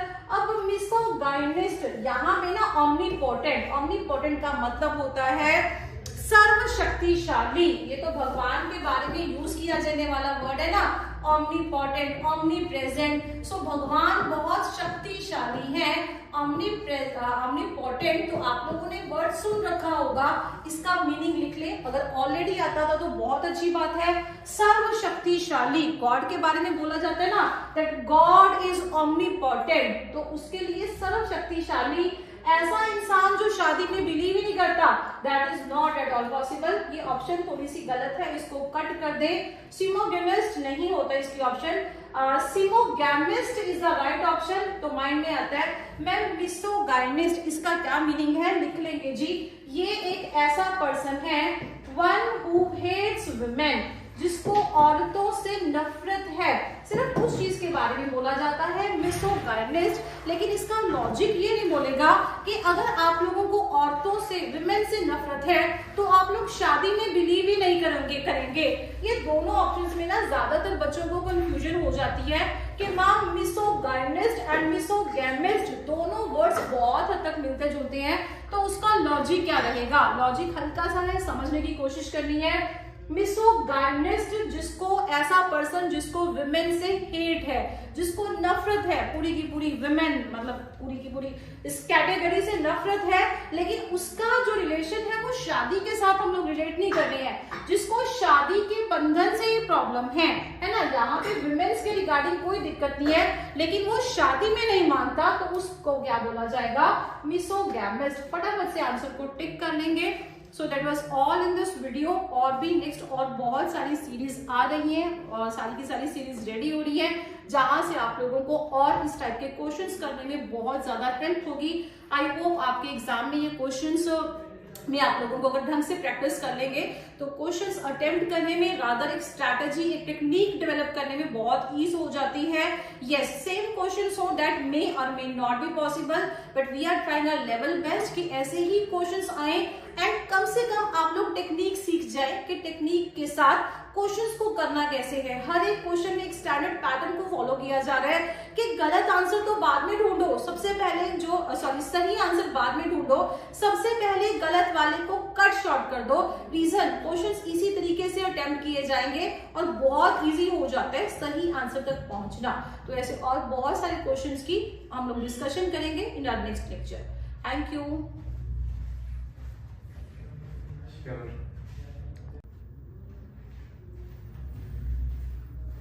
Yes students, welcome back to our YouTube platform. So हम लोग स्टार्ट कर रहे हैं, हम लोगों ने स्टार्ट कर रखी थी सीरीज जिसमें हम लोगों ने बहुत सारे क्वेश्चंस को सॉल्व किया। ऑलमोस्ट 30-31 क्वेश्चंस को हम लोग सॉल्व कर चुके हैं। चलिए फटाफट से अभी सीरीज में दोबारा से जाएंगे और बहुत सारे और क्वेश्चंस हैं जिनके रिगार्डिंग आप लोगों को क्लैरिटी होनी चाहिए। आई होप वीडियोस आपको यूजफुल लग रही होंगी, जहां पे आप लोगों को स्ट्रेटेजी, टेक्निक, पैटर्न हर तरीके की समझ आएगी। बहुत सारे क्वेश्चंस हैं ऐसी सीरीज में, तो इनके साथ ही रखेंगे। चलिए, the next question is a person who imports and exports goods into or from a country secretly because they are illegal। समझने की कोशिश करेंगे। लॉजिक क्या कहता है? कहता है कोई ऐसा पर्सन जो इंपोर्ट और एक्सपोर्ट करेगा। वो इंपोर्ट एक्सपोर्ट समझते हैं, कुछ दूसरी कंट्री से लेके आना, कुछ अपनी कंट्री का वहां पे लेके आना, ताकि ये पूरा का पूरा ट्रेडिंग का काम चलता रहे। देखा होगा आप लोगों ने। सो ऐसा इंपोर्ट एक्सपोर्ट का काम करना from a country secretly. Secretly मतलब ये तो समझ में आता है भाई, टैक्स ड्यूटी बचाना चाहता है। रीजन, अगर इनकम टैक्स वालों की रेड आ जाती है या वहां पे पकड़ा जाएगा, दैट मीन्स मेरे को फीलिंग समझ में आनी शुरू हुई बिकॉज दे आर इलीगल। वो कहना चाहता था कुछ ऐसा सामान यहाँ पे लेके आना या यहाँ से सामान का जाना जो कि अपने आप में छुप के किया जाएगा, सीक्रेटली किया जाएगा। क्यों? वो सामान यहाँ से वहां भेजना इलीगल है, जैसे कि आर्म्स वाली चीजें हो जाती हैं। यहाँ से ऐसा कोई भी एक्सप्लोसिव सामान भेजना या वहां से लेके आना, that is but obvious illegal है। ऐसा कोई भी तरीके का जिसको बोला जाता है नशा, यहाँ से वहां लेके आना जाना, ये बहुत ज्यादा इलीगल चीजें हैं। तो ऐसा पर्सन जो ऐसा करेगा उसको क्या बोला जाएगा? साइमोगेनिस्ट नहीं बोला जाता, टेररिस्ट। कुछ स्टूडेंट्स के माइंड में आ जाता है कि मैम क्या हम उसका आंसर टेररिस्ट टिक कर दें? अरे भाई, टेररिस्ट मतलब होता है आतंकवादी, जिन लोगों ने बहुत आतंक मचा रखा होता है। तो टेररिस्ट इसका आंसर नहीं हो सकता। उनका तो टेररिस्ट का तो मतलब लाइक कहीं पे बॉम्ब इम्प्लांट कर दिया, कहीं पे खून खराबा है, कुछ ऐसी प्लानिंग प्लॉटिंग चलेगी, उनको बोला जाएगा टेररिस्ट। एक वर्ड है कैडुलस, अब इस वर्ड को टिक कर ले। वैसे this is not the right answer, but फिर भी मीनिंग समझ में आना चाहिए। लिख सकते हैं जी, टू विलिंग टू बिलीव। फटाफट से लिख लेंगे, too willing to believe what you are told and so easily deceived. मतलब जो भी आप लोगों को बताया जाता है ना, वो आप लोग बहुत जल्दी मान लेते हो। मैंने कुछ बताया उसको कि भाई वहां से ना ऐसा ऐसा कुछ सामान आने वाला है, एक काम करो तुम मेरे को इतने पैसे दे दो, या कुछ ऐसा मैंने उससे फंड ले लिए। तो किसी ऐसे इंसान को मैंने बहुत ही जल्दी अपनी बातों में बोला कि तुम ये कर सकते हो, किसी की बातों में जल्दी आ जाना। अब जल्दी आ जाओगे तो बहुत जल्दी धोखा भी खाओगे। सो इजीली डिसीव्ड, किसी की बातों में जल्दी आ जाना, जल्दी आने के बाद वहीं से धोखा खाना, ऐसे पर्सन को क्या बोला जाएगा? कैडुलस। तो इस वर्ड को मार्क कर दें। Yet this is not the right answer, but फिर भी मेरे पास मेरा आंसर सही मिल चुका है। जो इंपोर्ट एक्सपोर्ट करेगा सीक्रेटली, क्योंकि वो सारा का सारा सामान इलीगल था, उनको बोला जाएगा स्मगलर्स। फटाफट से इस आंसर को टिक कर लेंगे and come to the next question. A person who knows everything, ऐसा पर्सन जिसको हर किसी चीज के बारे में पता है। अब समझेंगे इस चीज को। साइमोगेनिस्ट ये वर्ड नहीं है, this option is wrong option. omnipresent मतलब ऐसा पर्सन तो नहीं बोलेंगे, रीजन ये सारे के सारे वर्ड भगवान के लिए, गॉड के लिए ही यूज किए जाते हैं। ये तीनों वर्ड्स आई गेस आप लोगों ने सुन रखे होंगे। भगवान सर्वव्यापक है। सर्वव्यापक मतलब हर जगह मौजूद है, जो सब जगह मौजूद है उनको omnipresent बोला जाता है। omnipotent एक वर्ड था omnipotent, जिसके बारे में अभी 2 मिनट पहले मैंने आप लोगों के साथ डिस्कशन की थी कि omnipotent मींस, अपनी लास्ट सीरीज में डिस्कस किया था लेक्चर में कि omnipotent का मतलब है सर्वशक्तिशाली। भगवान सर्वव्यापक हैं, सर्वशक्तिशाली हैं, ये समझ में आता है। एंड ऑमनिस्काइंट मतलब सर्वज्ञानी जिसको बोला जाता है। सर्वज्ञानी मतलब सब कुछ जानने वाले हैं। और सही है भाई, गॉड इज ऑमनीप्रेजेंट, ऑमनिस्काइंट एंड ऑमनीपोटेंट पावर जिसको बोला जाता है। सो इन तीनों के तीनों वर्ड्स को अपने माइंड में लेके चले। तीनों का जो मीनिंग है वो बहुत अलग है, लेकिन समझ के चलेंगे। ऑमनीप्रेजेंट जो सब जगह व्यापक हो, सर्वव्यापक, सब जगह मौजूद होना, बोला जाता है ना कि हर कण कण में भगवान है। ऑमनीपोटेंट सर्वशक्तिशाली। ऑमनिस्काइंट ऐसे जो हर किसी चीज को जानते हैं। सर्वज्ञानी जिनको बोला जाएगा सर्वज्ञानी, भगवान सब कुछ जानने वाले हैं। हमारे माइंड में चाहे जितना भी हो, ऐसा मांगेंगे भगवान से, वैसा मांगेंगे, अरे भी वो भगवान है, भगवान सब कुछ जानते हैं। So omniscient is the right answer. Tick कर लेंगे जी इसको जल्दी से। Come to next question. A person who speaks 2 languages, एक ऐसा पर्सन जो 2 भाषाएं बोलता हो। बिना किसी ऑप्शन को देख के बहुत इजी था मेरे लिए इस क्वेश्चन को अटेम्प्ट करना। बहुत ही कॉमन वर्ड है बायलिंगुअल। ऐसे जैसे मैं आप लोगों को बायलिंगुअल पढ़ा रही हूँ ना, कुछ पोर्शन हम लोग इंग्लिश में डिस्कस करते हैं, कुछ पोर्शन हम आप लोगों को हिंदी में ट्रांसलेट करके भी समझा देते हैं। सो 2 भाषाओं का यूज करने वाला वो बायलिंगुअल होगा, फॉरेनर नहीं होगा। जरूरी थोड़ी है ना कि फॉरेनर को एक से ज्यादा भाषा आती ही हो सकते हैं उन लोगों को ज्यादा भाषा आती हो सकता है एक ही भाषा आती हो। ऑमनीपोटेंट अभी बताया था, दैट इज सर्वशक्तिशाली। रेफ्यूजी जो यहाँ से वहां मूव ऑन करते रहते हैं, रेफ्यूजी वाला जो काम होगा। सो ये बाकी सारी की सारी ऑप्शंस हैं। रेफ्यूजी का लैंग्वेज से क्या लेना देना, तो डेफिनेटली हमारा आंसर होगा बायलिंगुअल। लिखा जाता है ना कि आप लोगों का ये एग्जामिनेशन होगा, पेपर होगा, that will be bilingual. Bilingual मतलब पहले वो इंग्लिश में लिखा होगा, आफ्टर दैट वो हिंदी या Punjabi, depending upon your state को उसके अकॉर्डिंग होगा। अगर हिंदी है तो हिंदी वाला होगा, पंजाब वाले है तो डेफिनेटली इंग्लिश एंड पंजाबी का कॉम्बिनेशन रहेगा। चलेंगे नेक्स्ट क्वेश्चन की तरफ। One who does not know how to read and write, कोई ऐसा पर्सन जिसको लिखना पढ़ना नहीं आता। अब इसमें तो इतना सोचने की जरूरत ही नहीं पड़ेगी। ऐसा पर्सन जिसको लिखना पढ़ना नहीं आएगा वो इलिटरेट के अलावा और कुछ हो भी नहीं सकता, जिसको अनपढ़ बोला जाता है, जो पढ़ लिख नहीं सकते हैं। और इंटेलिजेंट तो ऐसे पर्सन को बिल्कुल नहीं बोला जाएगा। Next option is pauper. यहाँ पे स्पेलिंग गलत है, the word is not puper, the word is PAUPER। लिख लेंगे जिन ऑप्शंस को। रीजन चाहे हमें सही आंसर पता है, लेकिन बाकी सारे वर्ड्स के मीनिंग पता होने भी बहुत जरूरी है। पॉपर का मीनिंग लिख लें, अ वेरी पुअर पर्सन। लिख लें जी, अ वेरी पुअर पर्सन, बहुत ही गरीब इंसान के बारे में ये वर्ड यूज किया जा सकता है। One word for many, that is pauper, PAUPER। Puper नहीं है, द वर्ड इज पॉपर। ये ऑप्शन गलत लिख रखी थी, लिख लेंगे जी इसको। After that next is intestate. अब समझेंगे इंटीस्टेट क्या था, एक बार लिख लेंगे।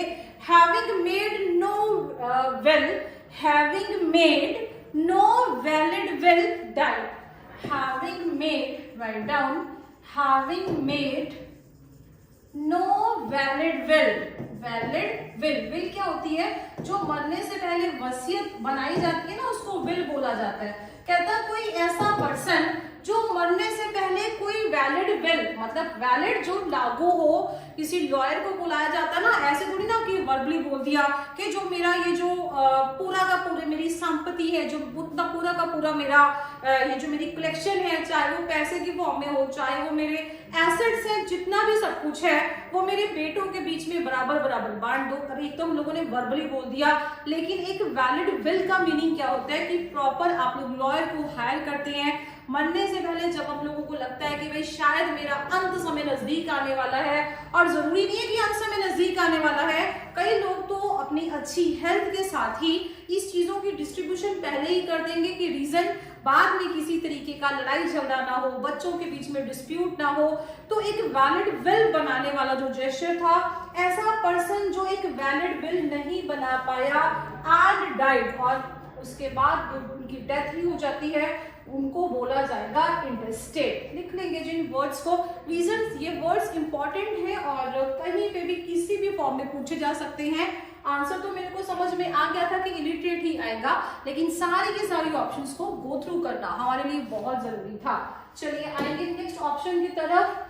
One who doubts on the existence of God, ऐसा पर्सन जिसको डाउट रहता है भगवान की एग्जिस्टेंस पे। क्या मैं उसको ईगोइस्टिक बोलूंगी? ईगोइस्टिक मतलब बहुत ही ईगो रखने वाला इंसान। लेकिन ईगो रखने वाले इंसान को भगवान पे डाउट हो, शक हो कि भगवान है भी या नहीं, उनको ईगोइस्टिक तो नहीं बोला जाएगा। हम लोग अपनी क्लास में या अपने एनवायरनमेंट में भी आसपास भी बहुत को बोलते हैं कि भाई वो ना बहुत ही घमंडी टाइप का इंसान है, उसमें बहुत ईगो है, शायद अपनी ब्यूटी की, शायद अपने पैसे की या अपनी पढ़ाई की ईगो बहुत ज्यादा है उसकी, तो उसको भगवान पे विश्वास ना होना, that doesn't make any sense. ऐसे पर्सन को इंटेलिजेंट नहीं बोला जाएगा, इंटेस्टेट नहीं बोलेंगे। अभी तो आप लोगों को बताया कि वैलिड विल नहीं बनाई और उसके पहले ही वो भगवान को प्यारे हो गए। सो दैट मीन्स हमारे पास एक ही ऑप्शन बची थी, दैट इज एगोस्टिक। फटाफट से मार्क कर लेंगे। One who doubts on the existence of God, that is एगोस्टिक। बहुत इंपॉर्टेंट वर्ड है। जितने भी वर्ड्स हैं वो आजकल ये रेपिटेशन में रहते हैं, that is the reason why. फटाफट से इनको अपने दिमाग में बिठा लें और हर किसी का मीनिंग ढंग से जांचते जाएंगे। चलिए next is choose the antonym of far. अब ये बहुत इजी वाला क्वेश्चन है और इजी वाला रीजन। कई बार एंटोनिम सिनोनिम बहुत ही इजी लेवल के भी आ जाते हैं। बताया था मैंने, वीडियोस में डिस्कस किया था कि इजी लेवल से लेके फिर हम जाएंगे मॉडरेट लेवल तक और फिर हम जाएंगे बहुत ही हाई लेवल तक, ताकि ढंग से हर एक क्वेश्चन को सॉल्व करना बहुत इजी हो जाए। एंटोनिम बताना है उल्टा, एंटोनिम होगा अपोजिट और डिफरेंट मीनिंग किसका? फार का। फार मतलब दूर, तो उसका अपोजिट क्या होगा? That is near. नियर मतलब पास। बहुत इजी है, क्वेश्चंस को फटाफट से मार्क करते जाएं। चूज द सिनोनिम ऑफ केल। फटाफट से लिख लेंगे जी। एक वर्ड है हमारे पास केल। केल का मीनिंग ढूंढने की कोशिश करेंगे कि केल बेसिकली होता क्या है। That is just a sec. Okay okay okay, एक second. Choose the antonym of, I think इसकी ऑप्शंस में कुछ प्रॉब्लम है। चूज द सिनोनिम ऑफ केल। ये केल एक वर्ड सही नहीं है। I look into that reason, इसकी ऑप्शंस में है कुछ प्रॉब्लम। चलिए choose the antonym of contaminate. Contaminate क्या होगा? किसी चीज को कंटेमिनेट कर देना, है ना, प्रदूषित कर देना। बहुत कॉमन वर्ड है, कंटेमिनेट कर देना, प्रदूषित कर देना। अब इन वर्ड्स के मीनिंग ढूंढने की कोशिश करेंगे। एक वर्ड है इन्फेक्ट, है ना। इन्फेक्ट अपने आप में क्या वर्ड होगा? इन्फेक्टेड कर देना, किसी चीज को खराब कर देना। आफ्टर दैट एक सेकेंड, हाँ जी, इन्फेक्ट कर देना, किसी चीज को खराब कर देना। डिफाइल कर देना, डिफाइल भी अपने आप में डैमेज द प्योरिटी। लिख लेंगे जी, जो किसी चीज की प्योरिटी को डैमेज कर दे, डैमेज द प्योरिटी लिख लेंगे। तो ये यहाँ पे हम लोगों को लगा कि कंटेमिनेट भी प्रदूषित है और ये भी प्रदूषित है, तो ये तो हमारा आंसर नहीं हो सकता। आफ्टर दैट कंटेमिनेट कर देना, पॉल्यूट कर देना, ये सारे के सारे इसके सिनोनिम्स हैं। लेकिन किसी चीज को प्रदूषित कर देना और किसी चीज को बिल्कुल साफ सुथरा शुद्ध रखना, so purify is the right answer. जल्दी से इसको टिक कर लेंगे, purify is the right answer. Next चलेंगे जी। Choose the synonym of confine. Confine का मीनिंग होता है सीमित। एक इसका मीनिंग लिख देंगे ताकि हम लोगों को समझ में आ जाए। किसी चीज को सीमित रखना, हम बोलते हैं कि भाई बस मैंने अपने आप को इन सीमाओं में ही, या मतलब इतनी ही में ही सीमित करके रख रखा है। कुछ बाउंडेशंस हैं, मतलब कुछ बाउंड्रीज मैंने डेवलप कर रखी है कि मैं सीमित ही ये रिलेशन या ये कोई भी चीज है वो मैं सीमित लेवल तक ही रखूंगी। तो फ्री कर देना, लिबरेट कर देना नहीं चाहिए। सीमित मतलब किसी चीज को लिमिट में रखना, लिमिट में रखना होगा। रिलीज भी इसका आंसर नहीं बनता, लॉजिक ही नहीं बनता। सीमित रखना, लिमिट में रखना। हम बोलते हैं ना कि भाई मैं उसके साथ दोस्ती तो रखूंगा लेकिन ना बहुत ही लिमिटेड दोस्ती रखूंगा, ज्यादा रिलेशन नहीं बढ़ा सकता, फिर बाद में तंग होना शुरू हो जाता है, वो मेरे यहाँ आएगा मैं उसके वहां जाऊंगा, बहुत काम बढ़ जाता है। तो मैं अपने रिलेशनशिप को सीमित ही रखना चाहता हूँ, मतलब लिमिट में रखना चाहता हूँ, कन्फाइंड रहना चाहता हूँ। लिख लेंगे जी फटाफट से इन ऑप्शंस को। After that choose the antonym of conflict. Conflict एक बहुत कॉमन वर्ड है जिसका मतलब है टकराव। टकराव मतलब दो या दो से ज्यादा चीजों का टकराना। अब टकरा रहे हो तो कुछ ना कुछ तो होगा ही। अब टकराव का अपोजिट है ना, टकराव करना, अपोज करना, ये तो सही है। जब हम एक दूसरे के साथ टकराते हैं तो डेफिनेटली हम उसका अपोज ही कर रहे हैं ना, तो डेफिनेटली कंफ्लिक्ट करना। कंफ्लिक्ट एक तरीके से बहस हो जाती है, आर्गुमेंट हो जाती है। सो यहाँ पे क्लैश होना भी नहीं हो सकता, डिफर भी तो नहीं हो सकता ना, क्योंकि ये सारे के सारे वर्ड इसी के सिनोनिम है। जबकि इसका एंटोनिम है एग्रीमेंट। एग्रीमेंट का मीनिंग क्या है? समझौता। लिख लेंगे जी, इसका मीनिंग है समझौता। जब दो या दो से ज्यादा में कोई समझौता हो जाएगा कि भाई टकराना नहीं है, समझौते के साथ ही चलना है, तो इसका आंसर मार्क कर लेंगे। चलिए जी चलेंगे नेक्स्ट क्वेश्चन की तरफ। I was born dash 1986। बहुत इजी क्वेश्चन है। अब तो ये सारे के सारे ये प्रेपोजिशन वाला मेन पार्ट है। रीजन प्रेपोजिशन के 2 या 3 क्वेश्चंस आएंगे ही आएंगे, तो कोशिश कर रहे हैं मैक्सिमम टू मैक्सिमम ज्यादा स्पॉट लेके कोई किस पोर्शन में से कोई किस पोर्शन में से ढंग से डिस्कस किया जा सके। I was born dash 1986। I was born in 1986। इन आप लोग कब बताते हो? जब किसी पर्टिकुलर ईयर को क्लैरिफाई, बिल्कुल एग्जैक्टली उस चीज को मेंशन कर दोगे, तब आप लोग वहां पे इनका ही यूजेज करेंगे। नेक्स्ट लिख लेंगे जी, I have been a journalist dash 2 years। Last video में भी मैंने बहुत ढंग से बताया था। I have been a journalist मतलब मैं एक जर्नलिस्ट था, dash 2 years। अब यहाँ पे have been आ गया, फिर से समझ में आ जाता है। I have been a journalist, यहाँ पे प्रेजेंट परफेक्ट कंटिन्यूस टेंस वाला फील आया, और वहां पे बताया था आप लोग यूज करते हैं फॉर या सिंस का। यहाँ पे इन 2 years नहीं हो सकता, ago 2 years नहीं हो सकता, फॉर या सिंस का ही यूज करना था। ये मेरे को तब समझ में आएगा अगर मेरे को हर एक टेंस का स्ट्रक्चर बहुत ढंग से आता होगा। जहां जहां पे प्रेजेंट परफेक्ट कंटिन्यूस टेंस लगाया जाएगा, आप लोग वहां पे फॉर या सिंस का ही यूज करेंगे। So that is the reason why 2 years था। सिंस तो नहीं बोल सकते है ना कि सिंस स्टार्टिंग पॉइंट को नहीं बता रहा, हाँ, लेकिन वो इस चीज को बता रहा है, कहता मैं जर्नलिस्ट हूं 2 सालों से, तो 2 years की स्टार्टिंग तो नहीं पता, लेकिन पूरा का पूरा ड्यूरेशन पता था। So the answer is for 2 years। Mention कर लेंगे, लिख लेंगे, टिक कर लेंगे। आई waited for you dash hours, कहता मैं तुम्हारी वेट कर रहा हूँ, मैं तुम्हारा इंतजार कर रहा हूँ घंटों से, है ना, घंटों से इंतजार कर रहा है।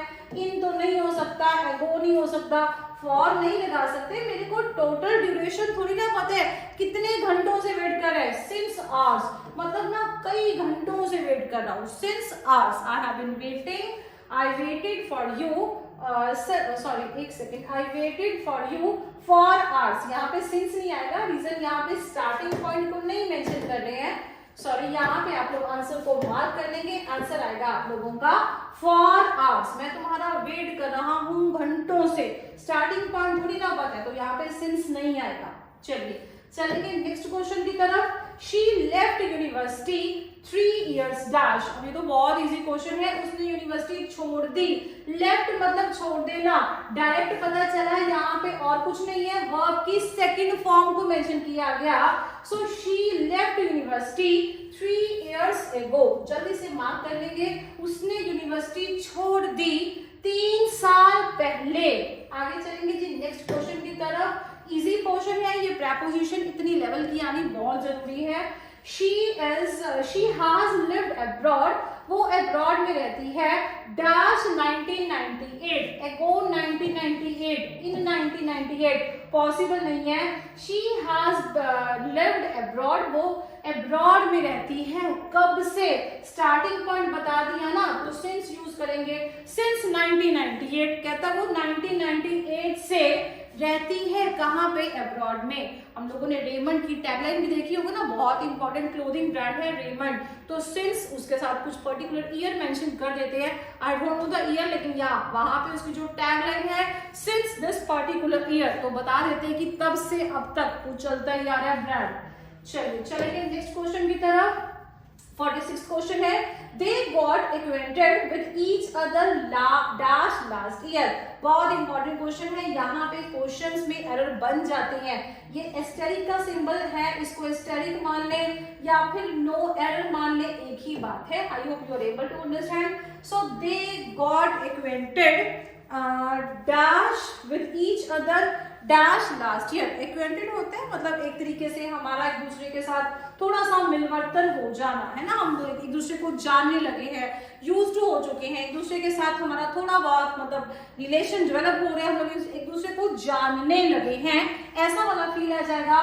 दे got acquainted with each other dash last year. एक चीज है यहाँ पे हम लोगों के दिमाग में आएगा, फॉर लास्ट ईयर। नहीं, ये तो नहीं आ सकता मैम, फॉर तो नहीं आ सकता। सिंस लास्ट ईयर मैम हो सकता है, इन लास्ट ईयर मैम हो सकता है। एक छोटा सा रूल था जो मैंने आप लोगों को पहले भी बताया था कि आप लोगों के पास जब भी लास्ट, आई होप ये आप लोगों को याद होगा, अगर याद नहीं है तब भी लिख ले। अगर लास्ट या नेक्स्ट कोई भी वर्ड लिखा हो और उसके साथ आप लोगों को दिया हो ईयर, YEA आप लिखना है, कोई पर्टिकुलर ईयर मेंशन नहीं करी हो, ईयर हो, मंथ हो या फिर कोई वीक हो, उसको लिख लेंगे। That is very important exception. अगर ऐसा वाला स्ट्रक्चर कहीं भी मिल जाएगा, ज्यादातर क्या होता है हम लोगों को यहाँ पे इनका यूजेज करना बहुत अच्छा लगेगा। देखिए बोल के भी चेक करते हैं, दे got acquainted with each other in last year. लेकिन मैंने ऑलरेडी बताया था जहां जहां ऐसा वाला स्ट्रक्चर बन जाएगा, that is a pure case of no preposition, कोई प्रपोजिशन नहीं यूज की जाएगी। ये ऐसे क्वेश्चन है जहां पे ज्यादातर स्टूडेंट्स की गलतियां हो जाती हैं कि मैम इन लास्ट ईयर क्यों नहीं आएगा। ये स्ट्रक्चर मैंने ऑलरेडी बता रखा था। अगर आप लोगों का लास्ट या फिर नेक्स्ट, सारे के सारे नहीं, खाली ये 2-3 एक्सेप्शंस हैं जिनको माइंड में रखना बहुत जरूरी है। लास्ट के पहले या फिर नेक्स्ट के पहले आप लोग किसी भी तरीके की प्रपोजिशन का यूज नहीं करेंगे। जैसे मैंने बोला she got acquainted with each other last year, यहाँ पे लास्ट ईयर ही यूज किया जाएगा क्योंकि यहाँ पे जब जब ये स्ट्रक्चर बनेगा, यहाँ पर लास्ट में ईयर मेंशन कर दिया, मंथ मेंशन कर दिया, वीक मेंशन कर दिया, उसके आगे इन तो छोड़े किसी भी प्रपोजिशन का कोई रेफरेंस नहीं लिया जाएगा। So that is a pure case of no error. चलिए लिख लेंगे इस चीज को। After that, have you dash been in China. बहुत इजी है, इन क्वेश्चंस को बाय ऑप्शंस भी करके देख लेंगे तब भी बहुत इजीली सॉल्व हो जाएंगे। Have you dash been in China, have you never been in China, have you since been in China, have you yet been in China। अपने आप से इसका खाली मीनिंग ही पकड़ने की कोशिश करेंगे। have you ever been in China, ever मतलब लाइफ में कभी, तो क्या तुम लाइफ में कभी भी चाइना आए हो। have you never been to China, क्या तुम चाइना कभी नहीं आए हो। यहाँ पे इस तरीके वाले जेस्चर में नेवर का यूज कभी नहीं किया जाता, हमेशा यूज किया जाएगा कि क्या आप यहाँ कहीं आए थे। Have you ever been to China? टिक कर लेंगे जिसको। Don't worry about phoning him, उसको phoning him लिख दे, calling him लिख दे, ringing him लिख दे, एक ही बात है। कहता बॉदर मत करो उसको कॉल करने की, क्योंकि because I have dash done it। कहता उसको बॉदर मत करो फोन करने की, क्योंकि मैंने पहले ही फोन कर दिया है।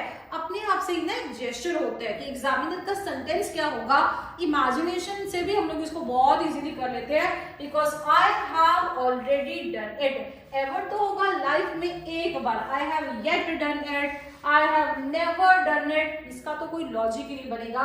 Yes, I have already done it. वो क्या कहना चाहता था, कहता वरी मत करो उसको फोन करने की, क्योंकि मैंने उसको कॉल पहले ही कर दिया है। चलिए, I have not finished my lunch, मैंने अपना खाना खत्म नहीं किया है। अब तक खाना नहीं खत्म किया है। I have not finished my lunch yet। लिख लेंगे मैंने अपना खाना कभी खत्म नहीं किया, लाइफ में एक बार भी नहीं खत्म किया। ऑलरेडी यहाँ पे तो ऐसा कोई जेस्चर ही नहीं आएगा। येट मतलब अब तक, कहता मैंने अपना खाना अब तक खत्म नहीं किया। I have not finished my lunch yet। चलिए नेक्स्ट क्वेश्चन की तरफ। I have not dash been skiing but I did like to try। I have not और never क्या साथ में आ सकता है? दो नेगेटिव वर्ड्स को साथ में कब से यूज करेंगे? I have not just been skiing। No, it doesn't make any sense। I have not already been skiing, फिर से कोई सेंस नहीं बनेगी। I have not ever been skiing, कहता मैंने ना आज तक कभी भी स्कीइंग, जो कि अपने आप में एक गेम है, एक स्पोर्ट है, कहता मैंने अब तक तो स्कीइंग नहीं की है, but I did like to try it, पर मैं अब इसको ट्राई करना चाहूंगा। Now it makes a sense. एक क्वेश्चन को अगर आप उसके फील के साथ भी समझने की कोशिश करेंगे, एग्जैक्टली उसका मीनिंग क्या है, तभी बहुत इजीली सॉल्व हो जाते हैं। मैंने अब तक तो स्कीइंग नहीं की है, लेकिन अब मैं स्कीइंग जरूर करना चाहूंगा। चलिए नेक्स्ट क्वेश्चन की तरफ। आई कांट कम आउट, मैं बाहर नहीं आ सकता, बिकॉज आ सकती because I have dash washed my hair, कहता मैंने कभी भी मैं बाहर नहीं आ सकता, क्यों? क्योंकि मैंने कभी भी बाल नहीं धोए। ऐसा रजिस्टर करोगे। I have yet washed my hair, I have ever मतलब लाइफ में कभी एक ही बार, एवर कभी, तो I have just washed my hair. Now it makes a sense, कहता मैं बाहर नहीं आ सकता क्योंकि मैंने अभी अभी अपना सर धोया है, अपने बाल धोए हैं, so I have just washed my hair. कर लेंगे इसको tick. After that, have you met our new teacher dash, have you met our new teacher, क्या तुम हमारे नए टीचर से मिले? Just no, ever no, already no.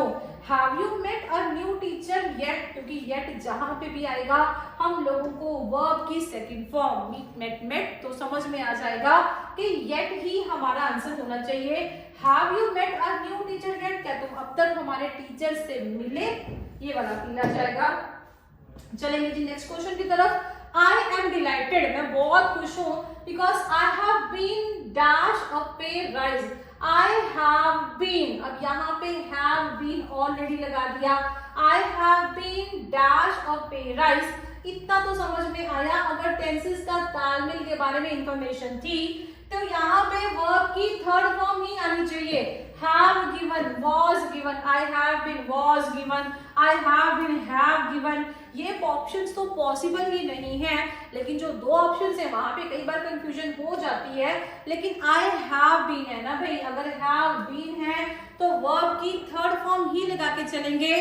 Give, gave, given, तो यहाँ पे आएगा आपका आंसर गिवन। गेव इसकी सेकंड फॉर्म आ जाएगी। आई एम डिलाइटेड, मैं बहुत खुश हूँ। I have been given a pay rise, क्योंकि मेरे को पे राइज मिला है। और ठीक है भाई, खुशी वाली बात भी हो जाती है। चलिए अगले क्वेश्चन की तरफ चलेंगे। द डायरेक्टर्स चिल्ड्रन, कहता जो डायरेक्टर के बच्चे थे, क्या हुआ उन बच्चों को? हैव बीन किडनैप्ड, है ना, तो समझ में आएगा डायरेक्टर के बच्चों को क्या किया गया, उनको किडनैप किया गया। Have kidnapped, kidnap the directors children kidnap, ये तो पॉसिबल ही नहीं है। लेकिन बच्चों को क्या किया गया?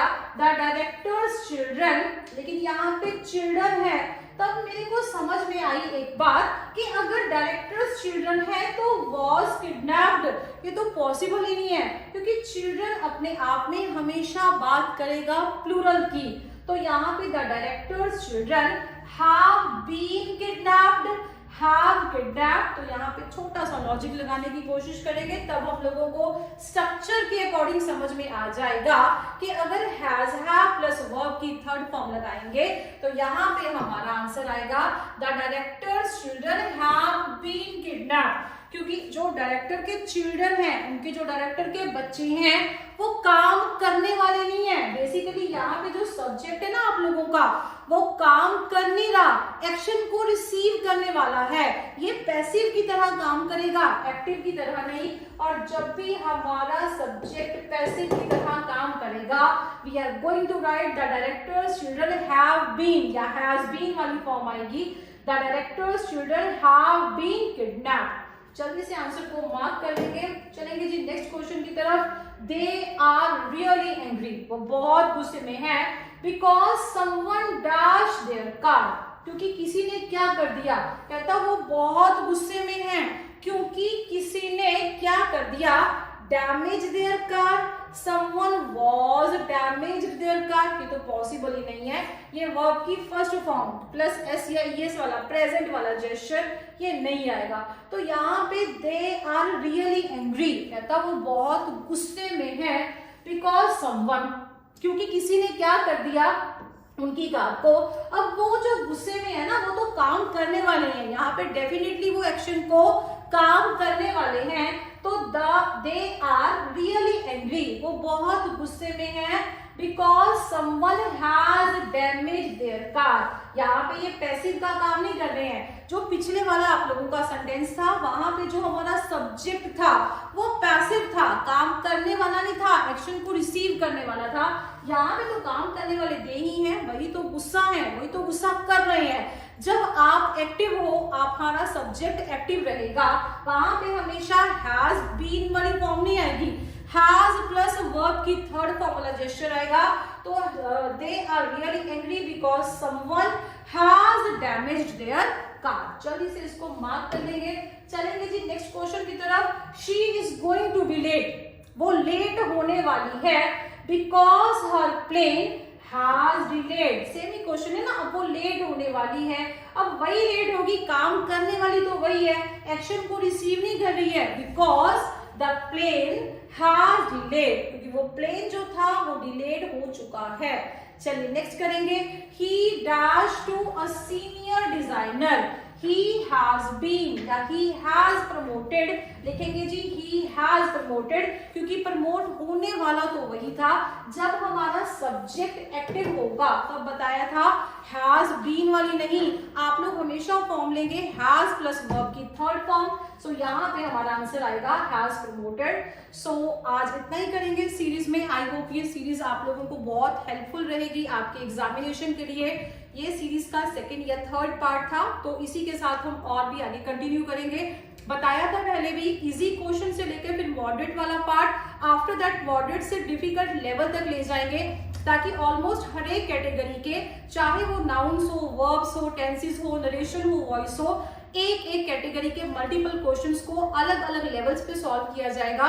रीजन आपको एग्जामिनेशन में पूरी की पूरी हेल्प हो जाएगी। सो इसी सीरीज के साथ नेक्स्ट लेक्चर में फिर से कंटिन्यू करेंगे। Thank you.